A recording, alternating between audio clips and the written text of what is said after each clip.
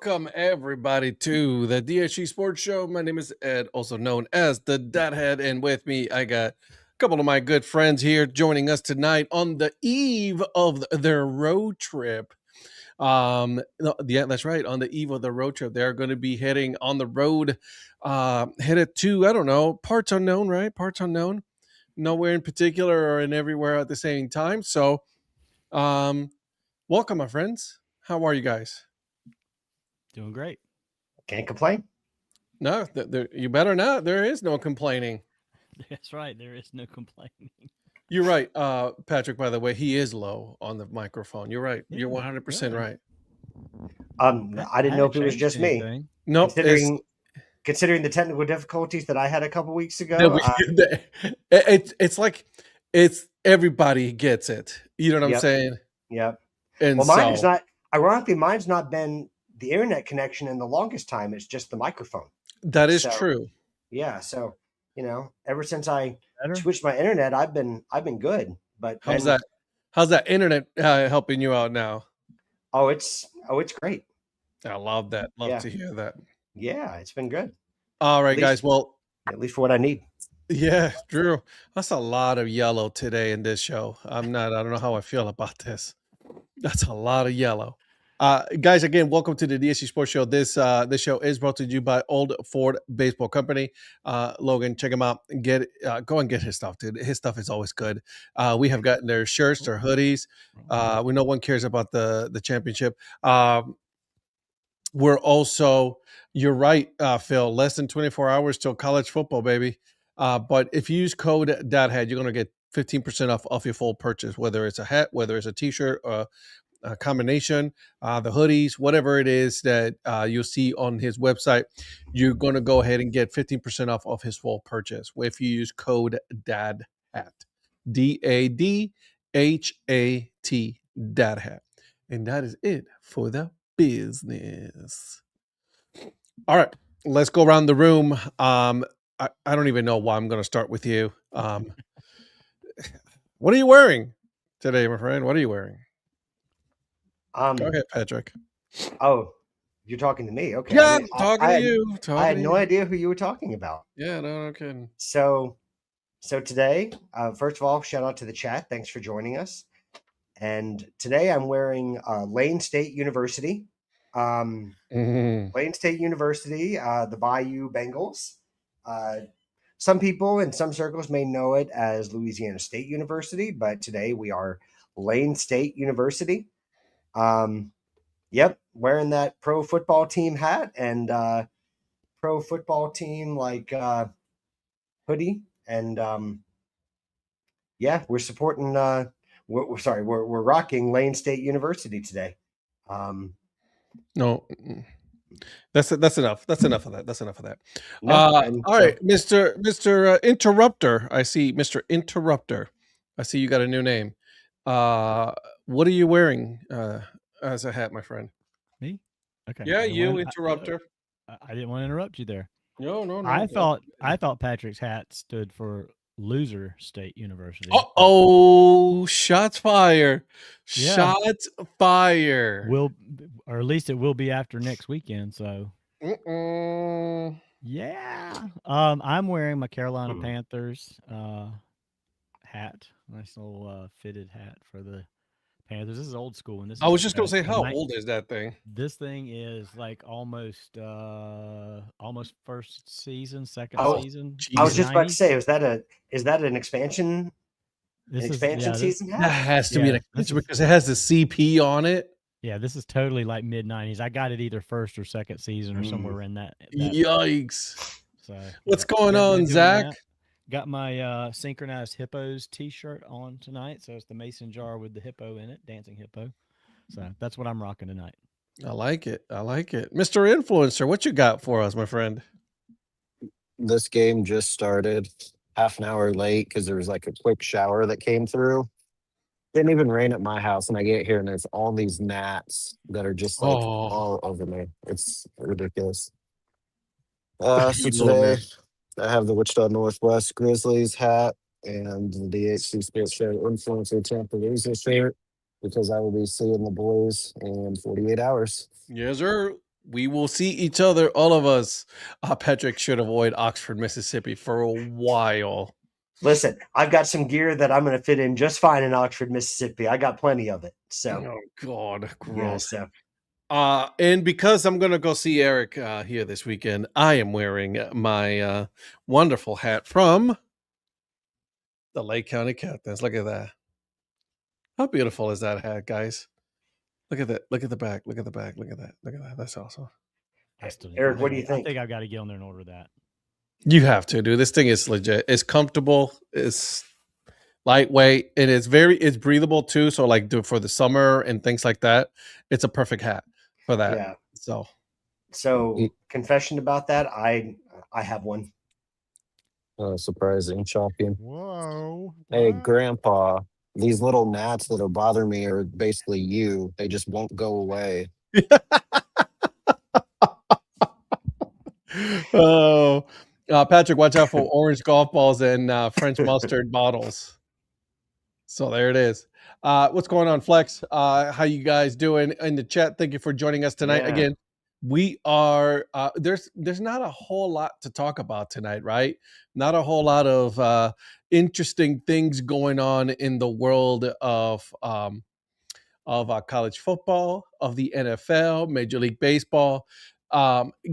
Let me ask you this, and I want to start with this because I've been thinking about this for a couple of weeks now. This has to do specifically with Major League Baseball, okay? And then we're going to get into the other things here in a little bit, but let's get baseball out of the way because we're in the thick of things right here, right now. So we talk about every year is like the most exciting time of the year for baseball is what? Pitchers and catchers, right? Yep. Showing up at the beginning of the season. I'm going to give you guys a period of time in which I also think is very exciting for baseball. And that's the month of September.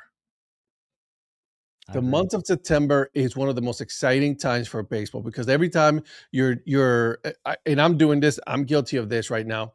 I'm watching the scores every morning. I'm looking at the wild card standings. I'm looking at my divisional standings. I'm looking at the clinching number. I'm looking at who we need to beat this week, next week, and all of that. Am I wrong in thinking that September is an absolutely wonderful time of the year for Major League Baseball? No, I think I agree. I think it's good. Especially like, even though there's been a lot of teams, especially in the American League, that have underperformed, because obviously there's a clear delineation between the really good teams in the American League and the teams that are just on a different level. Sure. But it's exciting for a neutral, at least. It's stressful for you and me. Yeah. Because we're going back and forth. By the way, congratulations on securing a playoff spot, because the Royals have put us out of it. The Royals have officially eliminated us. But I digress. Did you even have a chance, to be honest with you? Like, let's be what? honest. Did you even have a chance? Well, I'm kidding. It was more like building us up so that we can be pegged back down a little help, bit. yeah, for the disappointment. Yeah, exactly. So they didn't factor in the Matt Quatrero effect. Oh, so, I got you. So we've been brought down a few pegs. Mr. 9 in a row, by the way. Congratulations to the Royals. About to be 10. But anyways, in all seriousness, I think that it's exciting. It's exciting, especially when everything hasn't been decided yet. And in the last couple of years, we've had things come down to literally the last day, whether that's a divisional race, whether that's a wild card spot. I think it's exciting for a neutral, and it gets people interested in baseball, because if you already know who the playoff people are going to be, sure, like with 2 weeks left, you've got kind of 2 weeks of no interest, and then you lose momentum for the playoffs. But if you can keep that momentum going up until the playoffs start, that's good for the brand. That's good for the teams. It's not great for the fans because their blood pressure goes up, but is mine. Mine too. Even though we're out of it, but yeah, it's exciting. Even though you don't want your team to be in that situation, it's still exciting to kind of know that you're still playing meaningful baseball at this point. I think everyone, if you would tell every fan at the beginning of the season that you're going to be playing meaningful baseball, heading into September, you'd take that. 100%. Eric, you got a little bit. I'm sure you have a little bit of a different opinion on this, especially this year. Yeah, I was gonna say, talking about trying like normal. Oh, most exciting days the day after the World Series. So I don't know why you allow him on here with this nonsense that he doesn't like baseball. So let's talk about trying like normal. Typically it could be, but if your team's already out of it, then if your team's out of it, you don't really pay attention as much. But True. normally, if they are in the race, then yeah, I'm like you. I'm checking all the time to see how far back, who's in front, who's coming up on the schedule. So yeah, it just kind of depends on the year. But let me ask you this, because I know that I did this, and this is specifically for you, Eric. When I know that my team is out, what I'm doing is I'm hate watching. You know what I'm saying? I'm hate watching just so I don't want to see the Yankees, the Dodgers, like the teams that I hate. I don't want to see them, so I'm automatically the Astros. I'm automatically watching. It's like, man, come on, dude. And I'm actively hate watching to root against them. So you're not. I mean, because we already know that they're gonna make the playoffs, so I don't do that as much until once the playoffs start. Then I'm like, I want this team to lose. But leading up to it, I'm like, they're going to get in anyway. So I'm not like, please lose, unless it's one of those things where they might not possibly when they're get close in. But once they're in the playoffs, for sure. Because right now, let's not kid ourselves. You know, we're not at the end of August, but they, the Yankees in Boston hold the 1 and 2 in the wild card. And anything can happen because you got Texas, who's playing pretty damn good. Cleveland is finally picking it up. Granted, Zach did tell me that the Cleveland Guardians did beat a AAA team this weekend, the Angels. So, we can't. Good team. Good team, the Angels. Yeah. So, but the Yankees are only 7.5 ahead. So anything can happen this year in the wild card, right? Yeah. I mean, the one benefit I will say about the Yankees making the playoffs is Aaron Boone keeps his job. That's probably the one, and you'll never win a championship. I got you. Well, I mean, that is one benefit, is that you get to have Aaron Boone still as manager of the New York Yankees. True story. True story. Donnie, talk to me. Well, I mean, this time of year, I don't have to worry about whether we're going to be in the playoffs, so it didn't really bother me that much. I was like wondering who we're going to be facing. Such an ass. Such an arrogant ass. And then I was about to say, I know who beat you last year. And who you're going to lose to once you get in the playoffs, because you're not winning. Yeah, because you got swept last year. I am actually. This is the time of year that makes me nervous because the Yankees typically do like they do. Well, this year's been a little different, but like they start off okay, then they have this huge slump, and then after the All-Star break, they kind of get something together, and then it's like I'm waiting for them to fall apart in September because that's usually what happens. They come limping into the playoffs most of the time, and they're not always guaranteed that they're going to be there, but usually they're in the chase more times than not.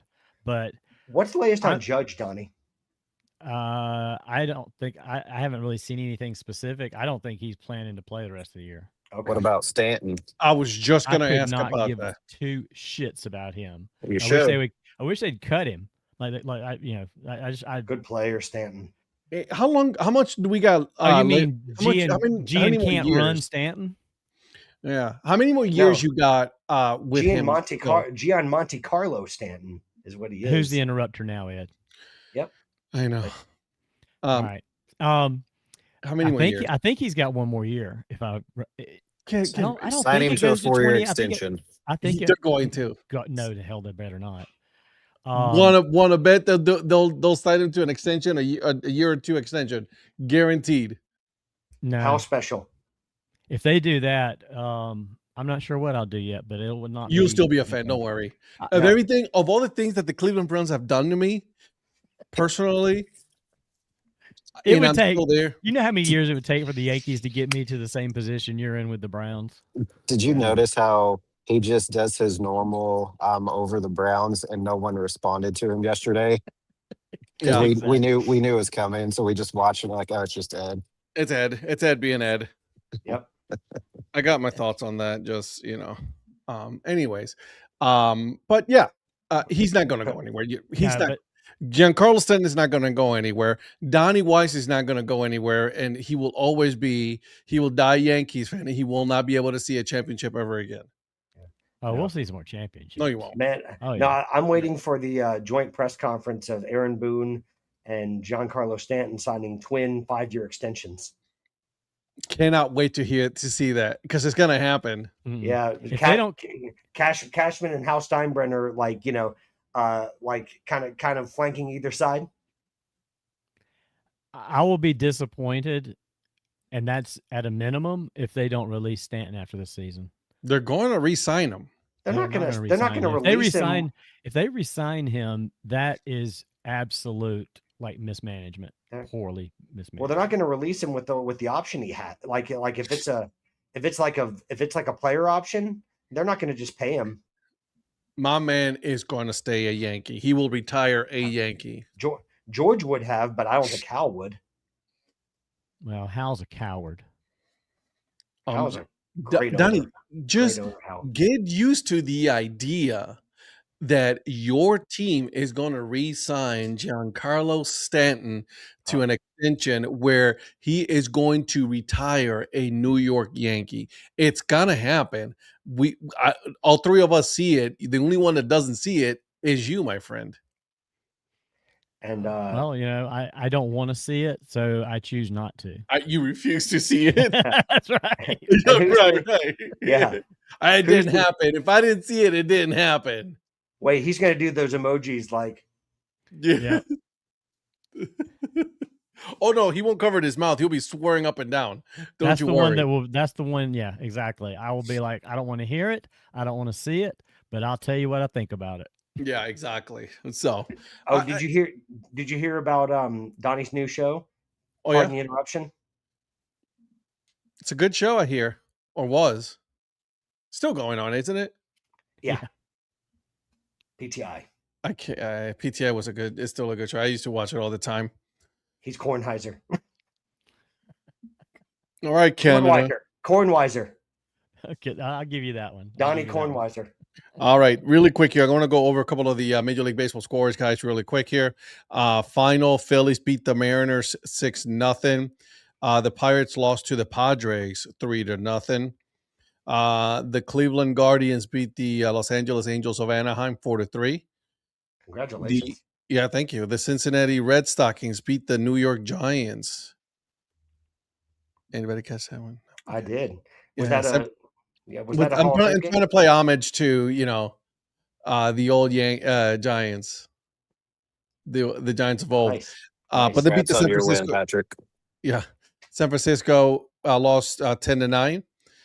The Cubs lost to the Arizona Diamondbacks. What a hot mess in Arizona with Ketel Marte. But Torey Lovullo has handled that about as well as you can. I mean, he's in a no-win position.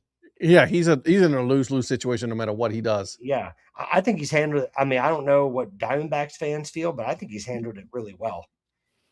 I don't know. It's just there's not a whole lot to handle that situation. I mean, He was honest about it. He shared his feelings, and I appreciate that he was open about it. So, is Ketel back with the team, or is he away from the team? I think he's still away because I think he's still injured. But guys, correct me if I'm wrong on that. I don't. Also, dude, why are you getting caught in a casino? You know what I'm saying? Like, what? Why? That doesn't help out anybody. Yeah. So, all right. Yeah, I think he's got to apologize to the team before he can even play again. So, I don't know how long that's going to take, or if that's taken place. I don't know. I haven't followed the story in a few days, so I don't really know. But it's a shame because the Diamondbacks have been playing really, really well. They have. They've been on a tear. I mean, yeah, they're not going to catch the Dodgers in the division, but I mean, they're making some noise in the wild card race. He is currently on a 10-day DL with knee inflammation. Yeah. Yeah. So there's that. All right. Go ahead. I did look up the Stanton contract issue. So it is through 2027. There's a club option, not a player option for 2028. $25 million team option. Oh, he's getting it. Buyout. The they're buyout. exercising that. The buyout. If the Yankees decline this option, they must pay a $10 million buyout fee. So he's scheduled to make $25 million next year, and the buyout fee is 10. And at the very least, 10 million. I mean, I would, at the end of this season, I'd cut him a check for $35 million and say, "See you later." You would. The Yankees organization is not going to do that. I know, because they're not as smart as me. Even you see what Eric just did to you? Yeah, Ed. You know that was a softball for me, and I chose to pass. That was a really, I am very proud of you. That was a softball. Very proud of you. Okay. The Rays beat the Tigers. The buyout injured Stanton. He's out for 3 months. Zach is not wrong. You're not wrong, Zach. That was a great line. All right. So I mean, they're basically going to end up paying him $35 million for like 40 days of availability anyway for the next year. So that's what you guys need anyway. So he should take up tennis. What's the other one? Pickleball. He should pick up pickleball. Yeah, well, he can get pickleball elbow next.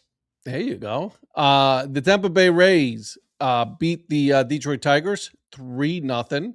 Thank you. Athletics and Twins, that's still upcoming, so there's no score there. The Orioles and Cardinals. Oh my God! Top of second, Orioles 7, Cardinals nothing. Hey, wasn't someone there? Oh, he's at the Grizzlies. Yeah, he's in the area, but not at that game. Thank God he's not at that game. Imagine being at scoring that game. Woo, baby. The White Sox currently winning 1-0 in the bottom of the second against the Texas Rangers. The Dodgers are up 3-1 against the Atlanta Bravos, or should I say the Milwaukee Braves? The Milwaukee Brewers are winning against the New York Mets 4-0. And then in your wild card division right now, you have the Tampa Bay Rays, the number 1 team in the American, followed by the Chicago White Sox, and then the Houston Astros. That's a whole lot mess too. Like their manager's not coming back. And then also the general manager was let go. And they're in a playoff contention, dude. Yeah, talking about Dana Brown? Yeah. Yeah. A lot of people were saying it's because of the Dalton Varsho trade. Hell, whatever. Because Dalton Varsho has been so bad. Yeah. Not that they gave up. Not that the guy that gave up Arrighetti didn't give up much for him, anyways. Well, I mean, a controllable arm, so yeah, but it's a rental. But we're gonna see. We're gonna have to see what happens with Arrighetti. Yeah. Hey, the wild card. Go ahead. I'm sorry. The wild card: the New York Yankees, Boston Red Sox, and the Cleveland Guardians right now, with Texas Rangers being a game and a half back, and Baltimore 3 back, in Minnesota 3.5, tied with the Toronto Blue Jays. Yeah. What are we? 2 back? 3 back? 3.5. 3.5. Yeah. So it's not over. Oh, by any means is not over. We still got a lot of games to be played. And you won tonight, so congratulations. Yeah. No. Exactly. No. We still have like 4 innings, and the Royals are really good. They've won 9 straight. So. Milwaukee's at the number 1 team in the National, followed by the Dodgers, then the Atlanta Braves. All of a sudden, I didn't mind the Dodgers, and then what's his name joined the Dodgers from Detroit, and he started opening his mouth, and I automatically just want to see the Dodgers lose because of the stupid bullshit that he said. Well, it's going to be interesting. Do you guys think that Scooble is going to re-sign with the Dodgers? I doubt it. I mean, put it this way, look who's his manager. It's not exactly been a honeymoon so far, has it? I mean, it hasn't. But you know who his manager is? Dave Roberts? No, his agent. He means his agent. I'm sorry. Oh, Boris, right? Boris. Yeah. Well, but if he doesn't go to LA, where does he go? Yankees? I don't know. Man, you know how for what? For him to suck? Yeah, I was gonna say, how ain't gonna spend that kind of money? He can't handle the big Dodgers. What makes you think he's gonna handle the Yankees? He's gonna talk to Carlos Rodon and say bye. I'll see you later. Because Carlos Rodon, while good, can't stay. Yeah. While good, the problem with the Yankees. While good, That's been the Still, problem for the Yankees for years, and more so in more recent years, is nobody can stay healthy, and I don't know what the problem is with yeah, that. the I don't know if it's a true.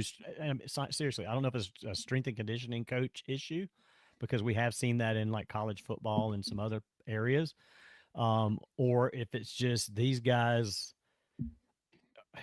they're just the wrong guys. They're just injury prone guys. They don't do the right things on their own. well, but I see it across the league. I mean, the Blue Jays right now have 8 starters on the IL. That's Like not good. now, I will say this: not all of them are like Cy Young candidates or like real expensive guys. But we could create like an 8-man major league rotation out of all the guys we have on the IL right now. But also take into consideration that a lot of these pitchers are throwing a lot of weird Mm-hmm. baseballs this year. You know what I mean? Like Well, their pitches are selection, a lot of well, off-speed stuff. power It's pitching. just, Well, yeah, and then and power pitching is the in vogue thing to do, right? and then you go from off-speed to power pitching, Yep. and your arms can't handle that. Yep. And it doesn't matter if you're only pitching 4 or 5 innings. If you do enough of that, I mean, the thing is, a lot of guys are still throwing 80 to 90 pitches because they're working counts because they don't have great control. Correct. And they're still throwing the same number of pitches. They're just not logging the same amount of innings. They're not efficient. Most guys are not efficient with their pitches because they work True. counts and they can't stand there. So Very true.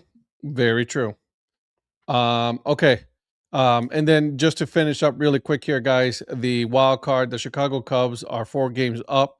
Then you got the Phillies 2 games up, the San Diego Padres, Arizona 1 game back, and then you got 3 interesting teams here that are 5.5 back. You got the Miami Marlins 4.5 back out of the last wild spot in the wild card. Then you got the St. Louis Cardinals and the Pittsburgh Pirates, guys. The Pittsburgh Pirates are refusing to die. nice to see. So, Zach, again, not wrong. You can't be built like a football player and play Yep. baseball. Muscles can't handle baseball movers like that.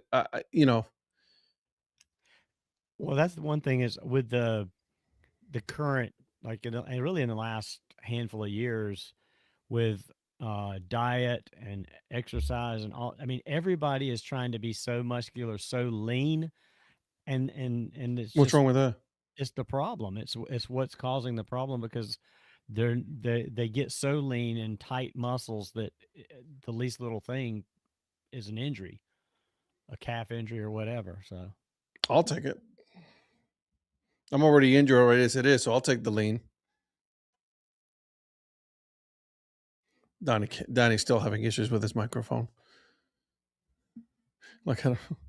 Mrs. Mayer's just coming in and informing me that she can barely hear me and she loves my voice over all of you guys. So, We know that's a lie. I don't know what's going on with it.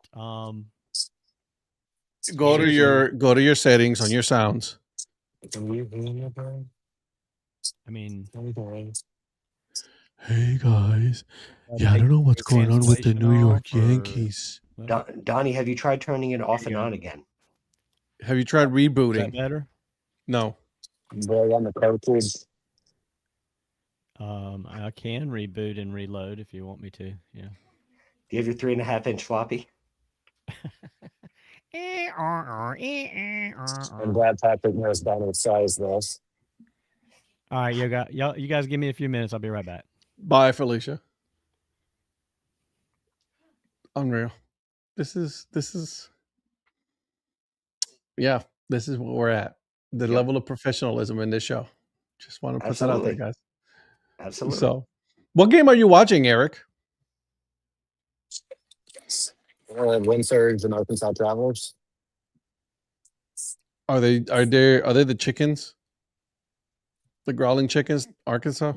They are not. They're red, Little Rock. So it's mostly an all red uniform with the LR and white on the chest, and then they have the hat that's almost remind me of the San Antonio Missions. I think it says AR. Patrick, you probably know which one I'm talking about. I do. Black I do. with kind of the whitish, grayish bill.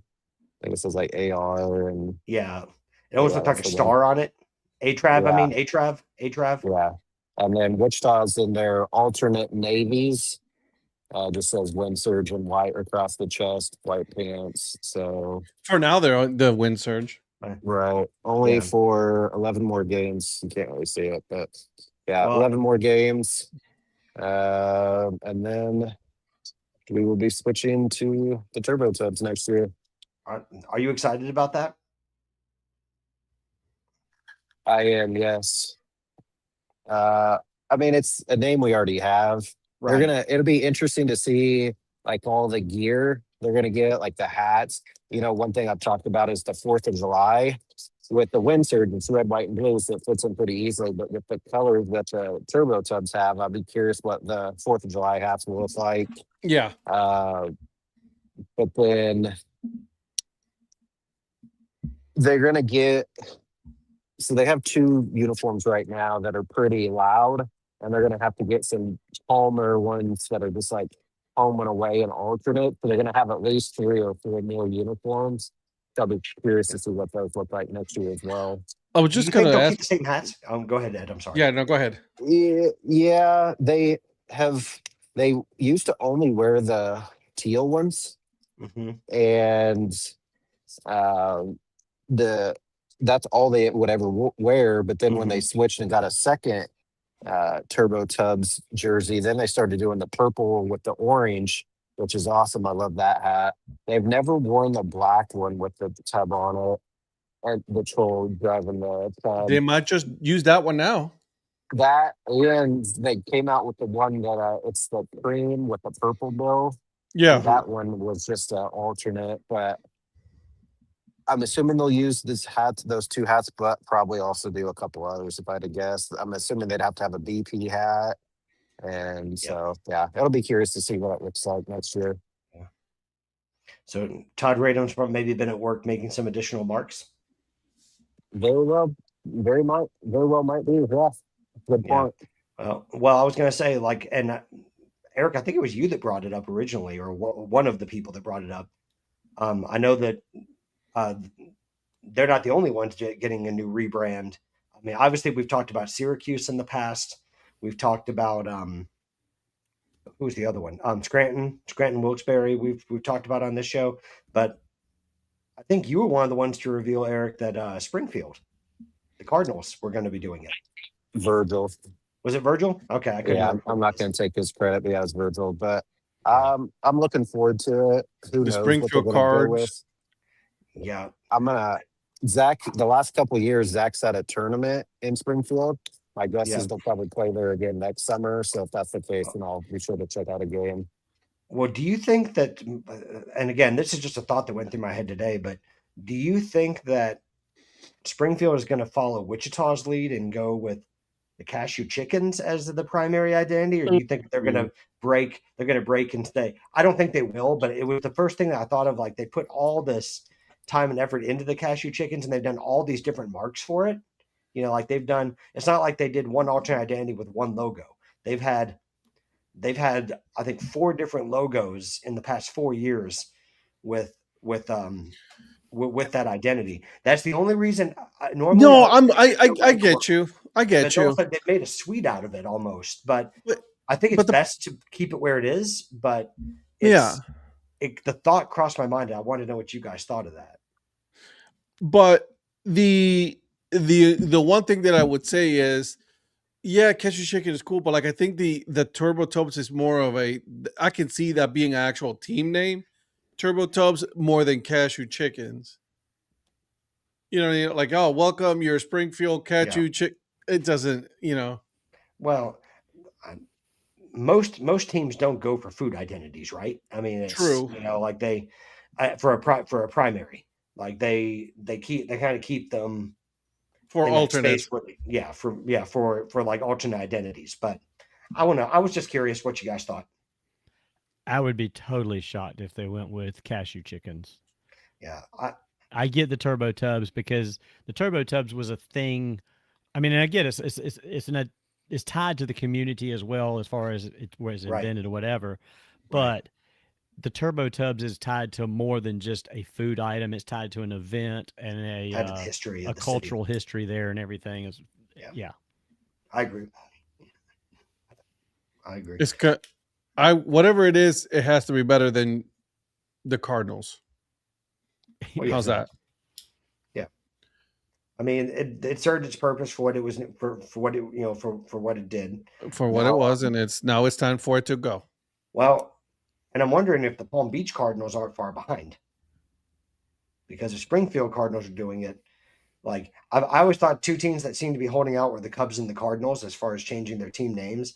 And I understand Springfield and Palm Beach have since changed ownership, but the Cubs have not. But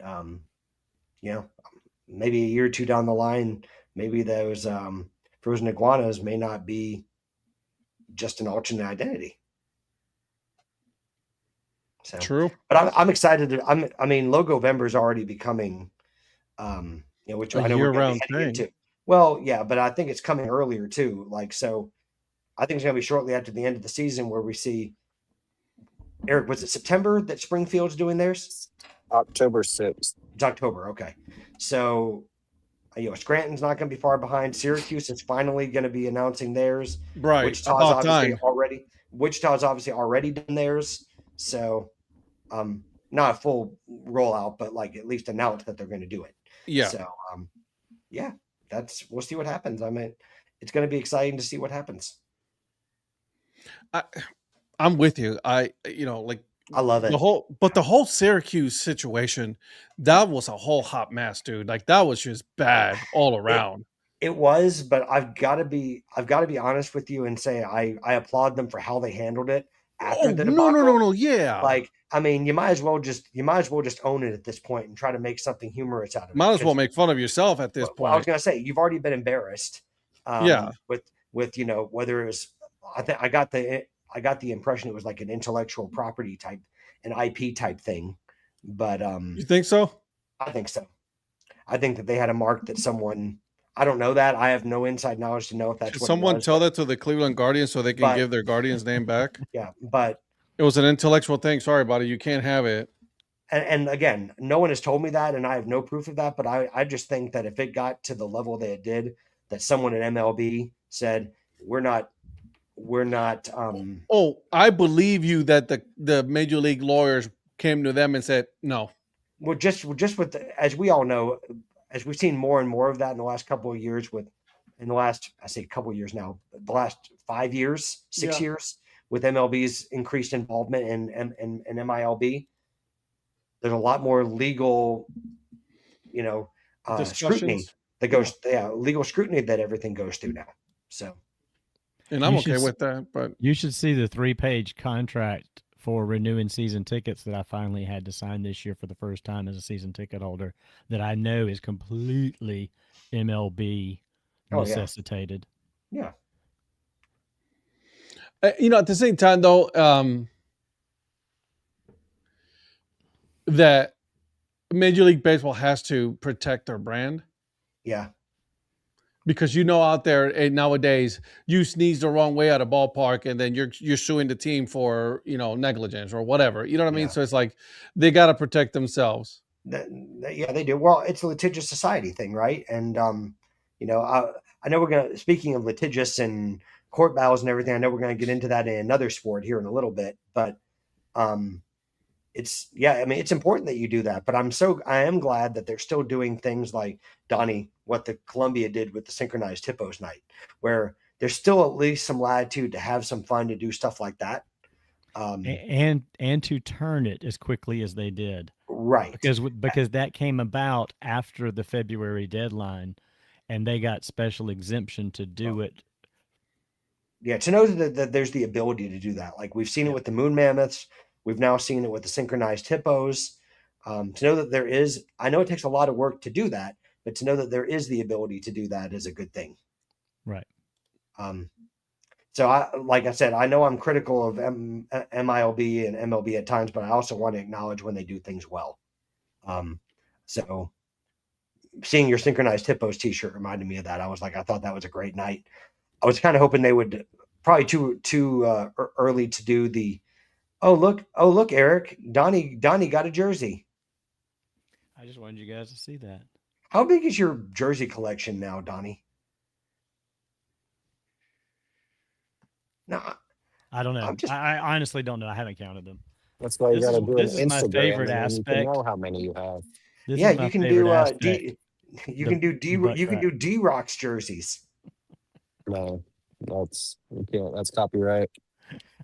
He'll get a cease and desist Yeah, letter in a E-Rock's jersey. heartbeat. Listen, I want to see that court case. E-Rock's Like, you jerseys better versus chill out. You D-Rock's better take that jerseys. name back, son. Yeah, We're going to E-Rock's court. jerseys versus D-Rock's jerseys. That's a I do have a great. question. Is my microphone any better? For me, it is. Okay. Patrick. I actually think it's this plug-in earbuds, so I'll upgrade those by next week. That's 13th Instagram page just hit the timeline. Did it really? Donnie knows. Shoot, do you own? I know stock the in Meta? 13th. If he hasn't announced it, I know what the 13th is going to be. Yeah, I was gonna say, like, do you own like stock in Meta at this point? Because with all your various pages, it's like, Donnie, it's already up and running. I'm surprised you don't follow it. Oh, I thought you told me you were.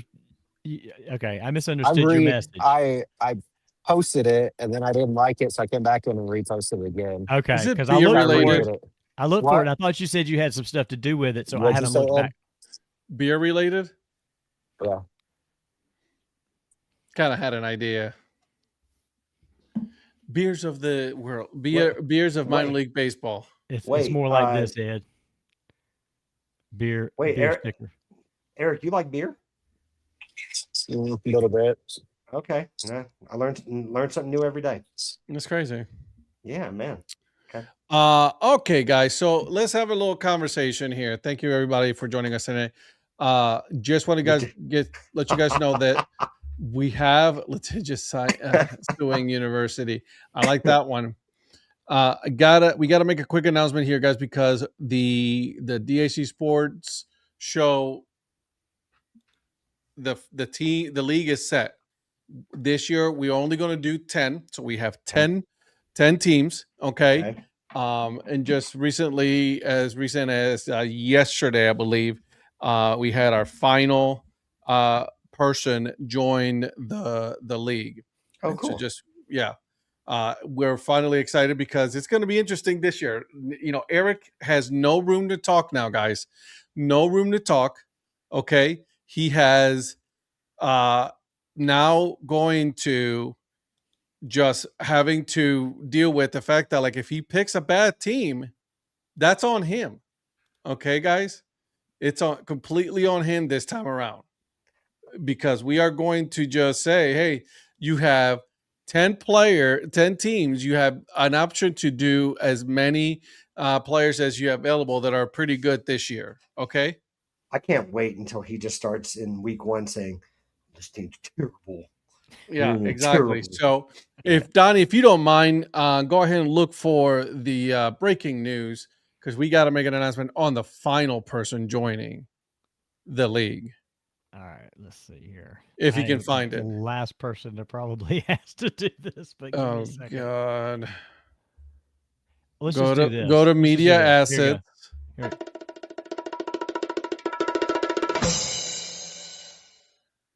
Here is the team. The Triple G's. The Triple Grandpa's Gs. Gridiron Gang. I wonder who could that be. Does anybody have an idea who could that be?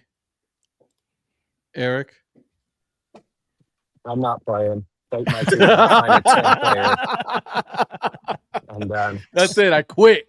I quit. Is it Doug Williams? Oh, there he is. He is in the chat now. folks. Coming for you, Eric. Say hi. What are you doing? I'm trying to draw my water mustache. Okay. Are these people gonna be in Iowa with us? Those guys right there, those 4 guys, yeah, they're all going to be there, Wait, what? Hi, Mia. You including said, me. wait, 4? Oh, duh. Yeah. They're Hi, Mia. all going to be there. Bye, baby girl. Love you. Hey, whoa. Whoa, Dude, whoa. Come back. come back. Come back. Have a good night, day, like and subscribe, share this with your family and friends. Bye bye. She's efficient with her time. I'll give her that. Yeah, no kidding. Okay, bye. Do you want to know the Dad's crazy like, thing "Get is? out of I my understood room." every word of that. The crazy thing is I understood every word of that. Yeah. Well, since she said it so many times, right? So there you go, guys. So, do you guys remember the guy that used to do the commercials that was the fast talker, like probably when y'all were kids, and he'd get on there and just be like just totally read through all the commercial in fast language? It depends on what year you're talking about, Donnie. We'll just We'll Patrick, move on. you and me on that one. And I'm honestly saying that because I may have been watching cartoons and like not paying attention to commercials, so I don't know. Unless y'all might have been too young. It would have been 80s, 90s. Are you talking about the guy that sold everything, like that sealing tape and everything like that? The guy that sold all the cleaning stuff? No, we'll move on. It's probably best Yeah. that we move on. By the way, Eric, when did you guys get Nate Pearson? Man, what a hoss. June 3rd, 2020. Okay. I have no idea. What a hoss. All right. Guys, let's have a conversation. Okay, so next week, okay, really quick, just to put a bow on the fantasy football, it'll be Wednesday at 8:30 p.m. Touche. She does. Indeed, she does. But just want you guys to know that it'll be Wednesday night, 8:30 p.m. We are having the draft, and we're going to be live. Hopefully, the 5 of us are going to be here doing our draft live. Now, I made a couple of changes. One, obviously you already know, is we only have 10 teams this year. Also, it is no longer going to be 60 seconds for you to make your pick. It is only 45 seconds. So, damn, I sure as hell thought you were going the other way with that. I thought you were going to be like a minute and a half. No, I'm doing this because of you. And Ed, did you magically end up with the number 1 pick? I have not set the draft yet. Amazing how that works. The draft has not been set yet. So you will have the number 1 pick. Okay. I will. No, I don't want the number 1 pick. He just said it. It's automatically set by ESPN, guys. You know what? I'm gonna laugh if you end up with the number 1 pick. I would be like, you can't. Can't happen. Oh, listen, it's either going to be you or Virgil because I feel like Virgil's going to be behind this. No, if Ed ends up with the first pick, it's kismet because he's a Browns fan. He's going to be the first pick. Son of a bitch. No, you'll still hear me, Grandpa Junior. Yeah, that's what I'm saying. We won't get to hear Eric having to cry about having second string guys. No, I don't know, man. Don't worry. You still will. He's going to say, I can't believe I ended up with Keyshawn Butte, in the 4th round. I can't believe that. He's like terrible. He's gonna be like a 2nd round pick for the Texans. That's awkward. I know, right? All right. So let's see draft settings. I'm going in here right now. It's the snake settings recommended. There you go. We're gonna close that. Are you setting the draft order right now? Yeah, I'm going to.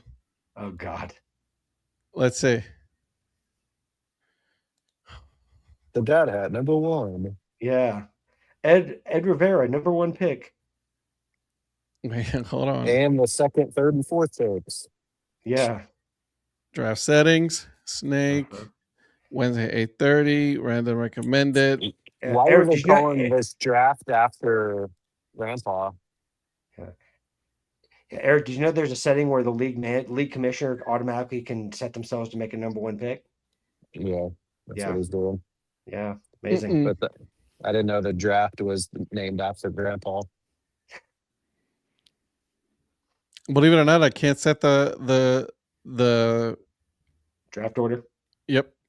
Probably doesn't allow you to do it until 2 hours before the draft or something. Normally it automates in an hour before. Yeah, so can't do it. Sorry, guys. I wanted to do it for the content, but can't do that. Congratulations in advance on the number 1 pick. That's cool. Speaking of, because obviously you guys feel so bad about me.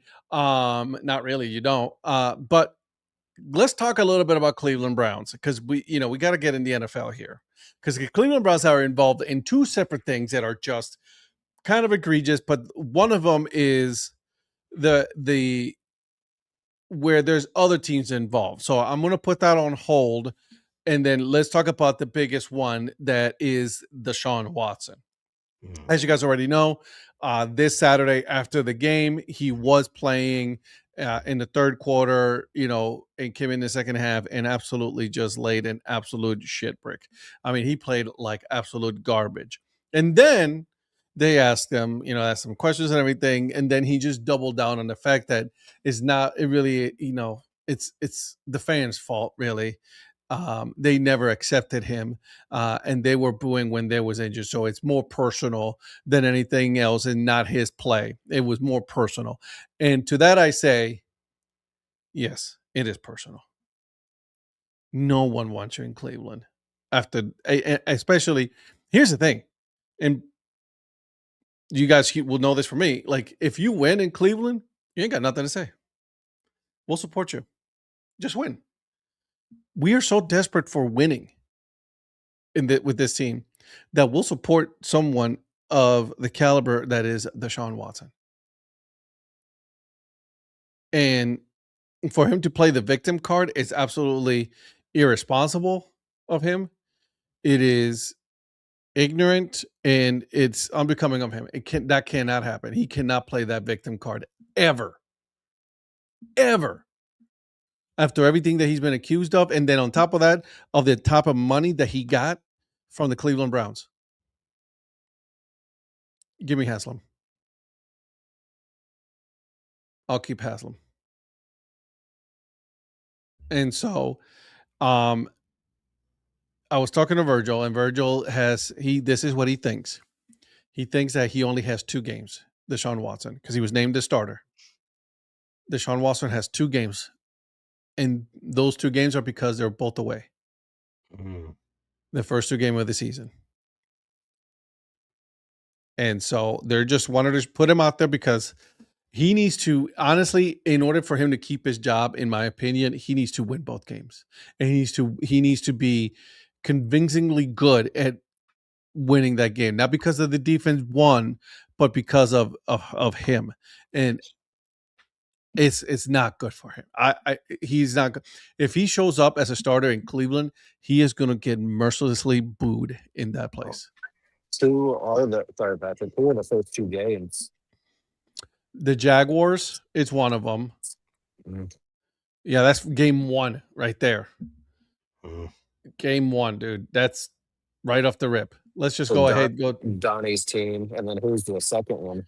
I'm looking right now.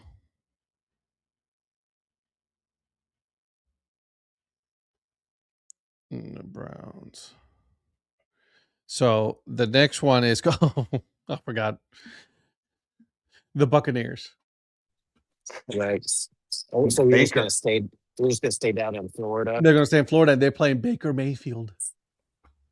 Well, but that's gonna be interesting from 2 points of view, because which Baker are you gonna get? Exactly.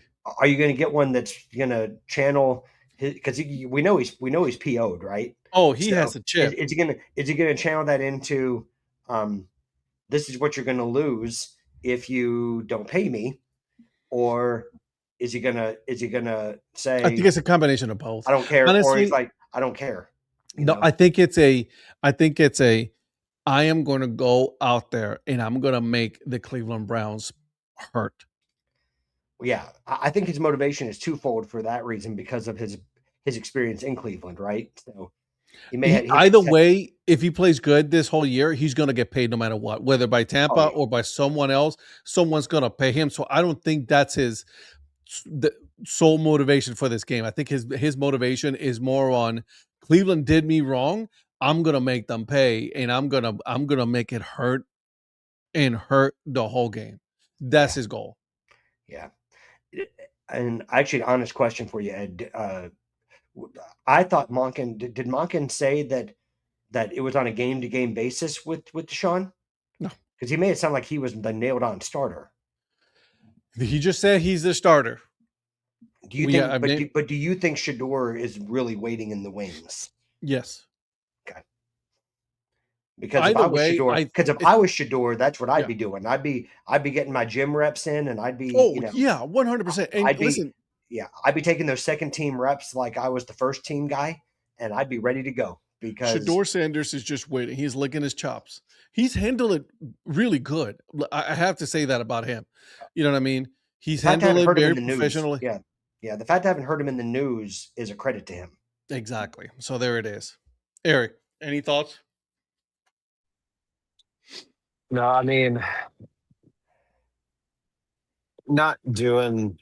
I mean, it's not that they did it on purpose, but they're not doing him any favors by the first 2 games. No. So, if Virgil's saying he has the first couple games on the road to try to figure it out, it's not easy. I mean, he could win them. You never know, but You're still gonna get booed in Cleveland. oh yeah, You're gonna I bet he'll probably get booed down in Florida as well. Wouldn't you imagine? He's gonna get booed everywhere he goes. Yeah. Everywhere he goes. And so I don't understand, like, why would you want to give not only, okay, so I get it that you're going to go into on the road and you're going to get booed. That's part of it. It's part of it. Okay. But now you're also saying that you're getting booed and it's affecting the way that you play. Guess what's going to happen? Guess what they're going to do? If you have fans coming into Cleveland, guess what they're going to do? Well, listen, fans aren't going to bother with something if they don't think they're going to affect you. But the fact that you put that out there, oh yeah, they're going to start doing it. Well, yeah, that's what I mean. Like they're like, and that's kind of human nature too. If they feel like they can't get to you, they're not even going to bother because it's not worth their time. Exactly. Well, it's a good thing they're not playing Philadelphia the first couple of games. Well, Philadelphia is a different type of there. That's next level fan to player. Whatever. And Ed, just an honest sales pitch because he might be gone. Anthony Richardson is up for sale. No. So, yeah, he can stay wherever he's at. Man, Anthony Richardson would be not. No. Not in Cleveland. Don't worry. He'll be in Indy. Don't worry. He's not going anywhere. At least you got Daniel. Yeah, Daniel Jones is, well, put it this way, like, I was embarrassed that we got absolutely annihilated by the Falcons, but it's preseason, so I'm not going to. I don't put too much stock on preseason. And I looked at it like we don't have the depth that a lot of teams do. We're not the Packers, but yeah, I'm excited about the way Daniel Jones has looked. Yeah, love you, Eric. I don't know why this guy's obsessed with me all the time, literally about everything. I just can't help myself, I think my trip is canceled on Friday, so at least I don't have to see him. Your trip's canceled? Yeah, so I don't have to see you. You're coming, buddy. Don't you worry. All of us are going to be together. Is he coming? All 5 of us together in one spot. Oh, I can't wait to see you, Eric. So I'm there sure it you is. Can't. Sorry, I'm staying in bed with my wife, not with you. I mean, why not? I can dream, okay? I can dream. He just likes to toy with your emotions, Patrick. He does. He's been doing that for the last 5 years. Donnie, I didn't get your opinion. It's fine. You don't need it. Yeah, true. Yeah, I think he's got more than 2 games, but I think it depends on how those first 2 go as well. So I just don't. The problem is I don't think that Shador is. I don't think the team thinks Shador is prepared enough, as much as the media and the fans like to believe. So is Deshaun? Well, I think Deshaun is more prepared, more experienced. Are you high? Outside of the just problems, because he went to Clemson, you're defending him and saying that he's playing good. Him. I'm saying that that Monken's reasoning is that Deshaun is more experienced, and like you and I did have a conversation. The Monken's offense is a lot like Bill O'Brien's offense, which is what Deshaun Watson started his career with in Texas. I think that's why he's the starter. I think it's loosely more than 2 games. I don't think it's a hard 2 games, unless those first 2 games are a disaster because of Deshaun. Well, My one concern about Deshaun is just the time he's been off the field. Like, I mean, I know you don't lose your talent, overnight, but you can lose game reps and you're in the rust. Yeah, I mean, and I'm not saying Shador is a world beater, but he's improved. I've got to give him that. I think he's improved. But Deshaun's lack of reps that he's had over the last couple of years, because I mean, and mentally where he is, maybe he's good. I hope he is, but just all the time he's been off the field, I'm going to be interested to see how he does. I mean, I'm not going to set expectations for him, but obviously I hope for, Browns fans are obviously hoping they're going to get the Texans version of Deshaun, but I don't think that guy's there anymore, but we'll see. I could be wrong. I'll take the Clemson version. Yeah. Well, I think that everyone would take the Clemson version. I'll take anything at this point. The Yeah, little, do something. You want You know what I more- mean? Like with the little stick, do something. That I'm like, dude, stop playing dead. Like, Well, do you've got something. You have an ex-Razorback that's going to make some noise this season. You heard it here first.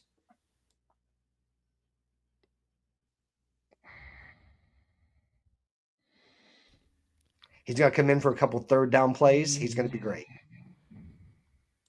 No. Donnie, let me ask you a quick question. Who's more obsessed with me, Grandpa or Patrick? Ooh. I think you're the most obsessed with you. Well, yeah, that's Well, I mean, that's a given. Yeah, that's a Dang, given. that's a hard question right there. I have to put some thought into that one because that's you remember how close the Kentucky Derby was? I think it's about that right there. I think it's a photo finish right now. Not to compete, what was it? They used to have mint julep. I'll buy you a mint julep. What was the old? Remember when they used to have to slip the piece of paper between the football and the chain to see that? It's a piece of paper close. Donnie, I've never been to the Kentucky Derby, so I wouldn't know those things. I mean, they leave it open there, Yeah, Donnie. listen, you brought it right up. Yeah, that's on you there, Donnie. That's on you. My bad. Me. Yeah, that is definitely E on you. But I said, to answer your question, I said I'm going to buy Eric a mint julep. Does that help at all? Maybe. Substitute the hat instead of the actual drink. That's where I was going to go. That's what I was going to go. And I meant in fact, I was going through my hats today, and I saw my Derby City Mint Juleps hat, and I was like, should I bring that along? Because I think I'm pulling a Donnie Wise and bringing, if it's okay, Donnie. Mike, you should definitely show up this weekend. My 24 hat carry case thing. What's coming with me? Could you imagine both of them at the same place that I'm at? Oh my the same God. Time? Oh, I'm gonna have mine as well, Patrick. I'd have the entire Iowa State Police. Mike and Patrick together, paying attention to you 110% of the time. Woo, baby. Wait. So are you saying that like a game, Eric's in the middle and then he's flanked by Gorell and me? That might be his mini version of hell. Eric was not thinking that at all. He was not thinking that at all. No, he's thinking it's his mini version of hell. That's what I mean. It's not heaven. He may be thinking it's hell, but he wasn't thinking about that, whether hell or heaven. He wasn't thinking about that in the least. No, you know what he's gonna do? He's gonna sit there and he's gonna play that DJ Sammy song. We're in heaven. Hey, Grandpa, we'll be in Davenport on Friday night, and we'll be in Des Moines on Saturday. See you there. Is he trying to manifest this?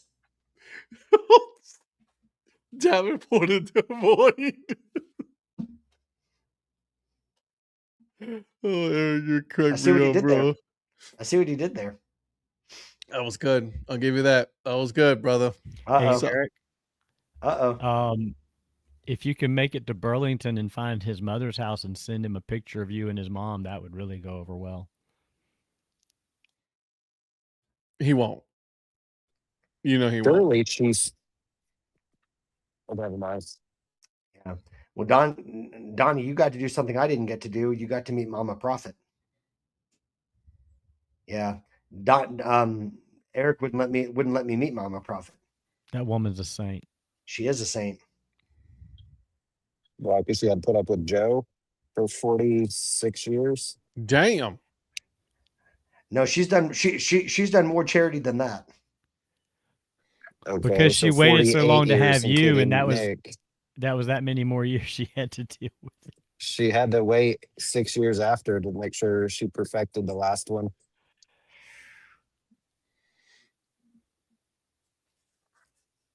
Nope. I'm gonna mute right now. Yep. Yeah. Nope. No one's saying Nope. anything. No one's like, nope, Nope. we're gonna go ahead and just keep it Mm-mm. there. Mm-mm. All right, guys. So I gave my good friend Mr. Patrick Larson some homework, and he took on the challenge of finding out everything and anything possible about this situation that we have going on right now between the NFL and the NCAA, right? With the 5 years and all that. So I'm not going to talk on that right now. I'm going to let Patrick explain, because you were able to watch a lot of information. You watched some videos, you did some research. What did you find out so far of what this whole hot mess is going on right now? Well, I think you hit the nail on the head that it's a hot mess. And I want to start out by saying that this is still something that's ongoing. There's going to be a lot more litigation that's going to go on between now and the time that LSU plays Clemson. Like between that, obviously the season gets started before then with D2 football and everything else, but there's going to be a lot of court TV drama going on because this doesn't just involve LSU and Lane Kiffin. Sure. I mean, this is something that involves UCLA. This is something that involves the Browns, because this all kind of where I heard all about all this starting was Todd Monken at his press conference, and he was talking about it revolves around a tight end who played 2 years at Virginia Tech and 2 years at Ole Miss. His name is Daquan Wright. And he was an undrafted free agent, and I want to say he originally started out with the Eagles, but then ended up with the Browns. And he actually suited up with the Browns in preseason. Correct. And Ed, if I remember correctly from you, you said he didn't see the field, but he did. He did not. No, he suited. Yeah. So he really was. He was mostly injured when he was with the Browns. So at a court in Baton Rouge, of all places. No, what a surprise. There was a judge that issued a temporary restraining order, or you hear it a lot of times called a TRO, that was put out there granting Wright and 15 other players a 5th year of eligibility because of the 5-5 rule that the NCAA has. At the time that this judgment came out, there was no response from like conferences like the Big Ten or the SEC, which has since changed. This one and the Big 12 and the Big 12. Well, and we'll get into that. But the SEC, and I actually pulled it up so I wouldn't get this wrong. The SEC, I guess it was late yesterday. Commissioner Sankey had meetings with the presidents, chancellors, and the athletic directors of all the SEC schools, and the SEC will enforce the following policy. It says an SEC institution is not permitted to have an athlete on its roster who has 1, previously declared for the NFL, NBA, or WNBA draft and did not appropriately withdraw, which, by the way, that would Wright would fit under that that guideline. Yep. Signed a contract with an NFL or other professional football league, NBA/G League, or at WNBA. He fits that criteria. Been listed on an NFL, NBA, or other professional football league, NBA/G League, or WNBA or affiliate roster. I don't know that he fits that because I don't think they finalized a 53-man roster. Correct. But either way, there's those 3 criteria. He fits at least 2 of the 3. So he's screwed. The commissioner is authorized to enforce this expectation with penalties against member institutions. But this is where it gets murky, because the TRO that was originally issued by the judge, the way it reads, would almost protect Wright and those 15 other players and Lane Kiffin and the institution being held subject to this SEC policy. So depending on how you interpret that. So the question that is here is, does the court ruling in Louisiana supersede what the SEC can enforce? Or, you know, you have to think that the SEC, the Big 10, the Big 12 are already, pursuing litigation in another court to try to challenge the TRO that was issued for the LSU player, because I think that Wright and his attorneys saw that this was going to be coming, and they tried to protect themselves with language to protect that, because this SEC thing that was passed was passed by all the schools. So all 12. So, all 12. So President Rouse at LSU did Voted. vote for this. But that doesn't mean anything, because you think about a PTO meeting where people pass things just because they don't want to have everybody looking at them. That doesn't necessarily mean anything. Doesn't mean that they won't challenge it. But if you believe in this, if you believe that you were in the right, then why vote for this? But because you're trying to protect the institution overall and not just the football program. Nobody wants to protect Lane Kiffin. That's the whole thing too. Well, President Rouse has to watch just not only the football program, but he's got to watch all the other institution, LSU as a whole. Yeah, and he's got to watch the whole institution. So, so I understand why he voted for it, even if he doesn't want to do that. True. But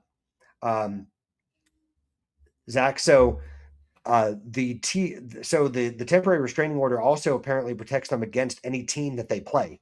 So there's language in there to protect them against conferences, individuals, other teams. So I don't know that watertight is the thing, but it's going to be challenged, and that's what I mean. That we're going to have this in court all week. They're going to try to get an emergency, court order to try to have this heard. But we also know in Louisiana that if this judge that issued the original temporary restraining order doesn't want to take it on, there's going to be 100 other judges within the state that will jump at the chance to take this case, because it involves LSU football. So it involves LSU football. It involves a judge in Louisiana. It also involves perhaps one of the most controversial coaches in recent history, right? Which is Lane Kiffin. Well, and it's not just one player for LSU either. It's a second Ole Miss player as well. Correct. Exactly. Xavier Harris, who's a running back. There's Daquan Wright, but there's also Xavier Harris, who was also one of those 16 players. But there's also players that there's players that are trying to go to UCLA. There's going to be, those, it may be that LSU tries to pursue some of those other players, but I would also not be surprised if there's going to be other teams going after those players if they're free and clear to do it.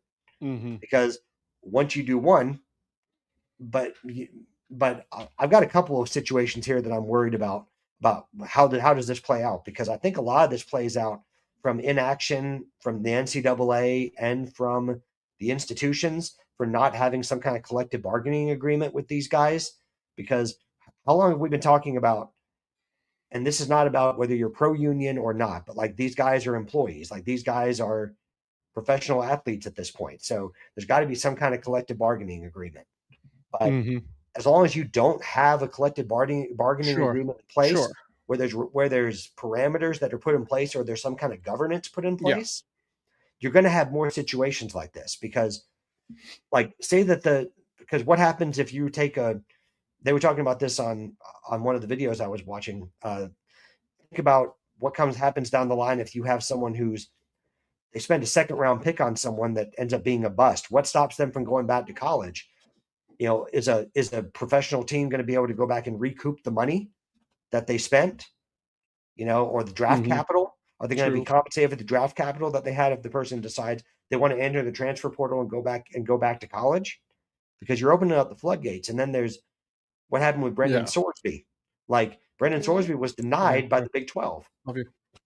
So She went to run the numbers and saw not enough people liked and subscribed, so she came back to tell everybody again. True. Yeah. She did. You're not She did. making any noises. That's how I know you're grumpy. I'm not grumpy, dude. I'm just trying to pay attention to what my conversation here. Yeah. Good night. Love you, kiddo. I'll see you in the morning. Bye, baby girl. So I think that I think you got to look at precedent too about like the Sorsby case. It's not an apples to apples case, but if you're denying him the opportunity to play, back in college again, but you're allowing like Daquan Wright, like it just opens up a lot of, even if it's not an apples to apples case, that lawyers are watching this closely to see how they rule on this, because you're going to have a lot of challenges for a lot of people, who are looking for that 5th year of eligibility. Because I think Sorsby's gonna,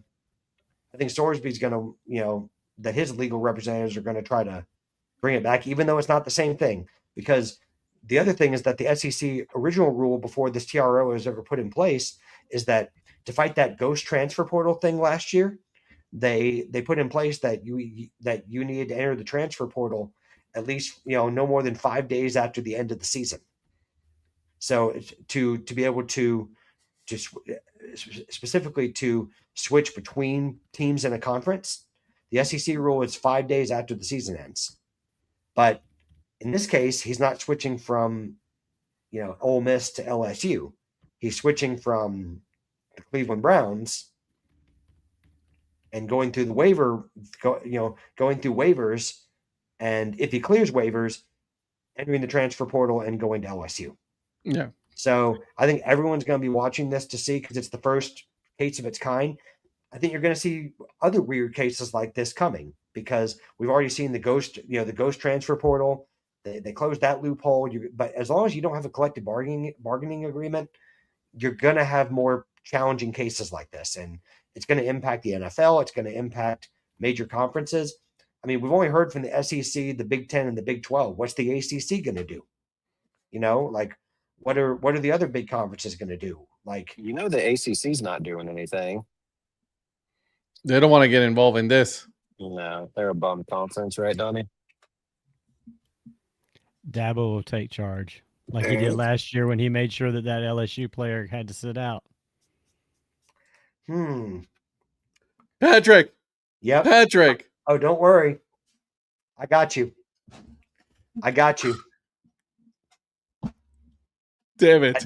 I knew somehow that crooked somehow it was going to come second. Somehow that crooked coach was going to make his way to this conversation. Golly. We knew it. Golly. I want you to know that we had a conversation, Patrick and I, today, and said that watch Donnie mention Dabo Swinney. Somehow he was gonna bring it up in this conversation. Somehow it was gonna happen. Well, I assumed that Patrick was going to throw the name out there like he likes to do. He did not. And he danced around it because he was teeing it up for me to do it. Nope. He told me, no, I will not mention Dabo at all. And by the way, I'm going to defend myself here because he's trying to incriminate me here. I only mentioned Clemson in the context that they play LSU the opening weekend. That is all I said about Clemson. That's fair. Yeah, so, because that is a factual statement. Put that one on the platform. Put that response on the platform.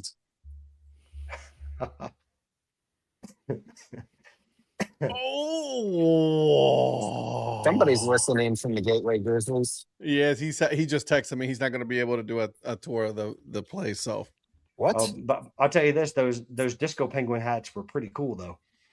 Those were awesome. They were awesome. Yeah, good job, Virgil. So the NFL also said that if you've been on the team, on all that, and you try to go back to college, you cannot sign with any team for the rest of the year. So that means these guys that just all said that they're all going to go ahead and try to transfer, guess what? They can't play now in the NFL. Well, yeah. So not only did they screw themselves, because if this injunction or this TRO gets revoked, right? then not only can they not play in college, now they can't play in the NFL. And I don't know and I would love to know your opinions on this, but a lot of the opinions that I've been hearing from other people, and it's really mine too. At the end of the day, the player always wins in these cases, almost always. So I see that he'll get to play as wrong as I think it. I want to say I think it's wrong. I don't think that any of those players should be able to play for LSU. I don't blame Lane Kiffin for trying to go after. His job is to try to win. So I'm not surprised he's going after these kind of players, that he's trying to find loopholes. That's everyone knows Lane. That's what he's always done. He's always done that.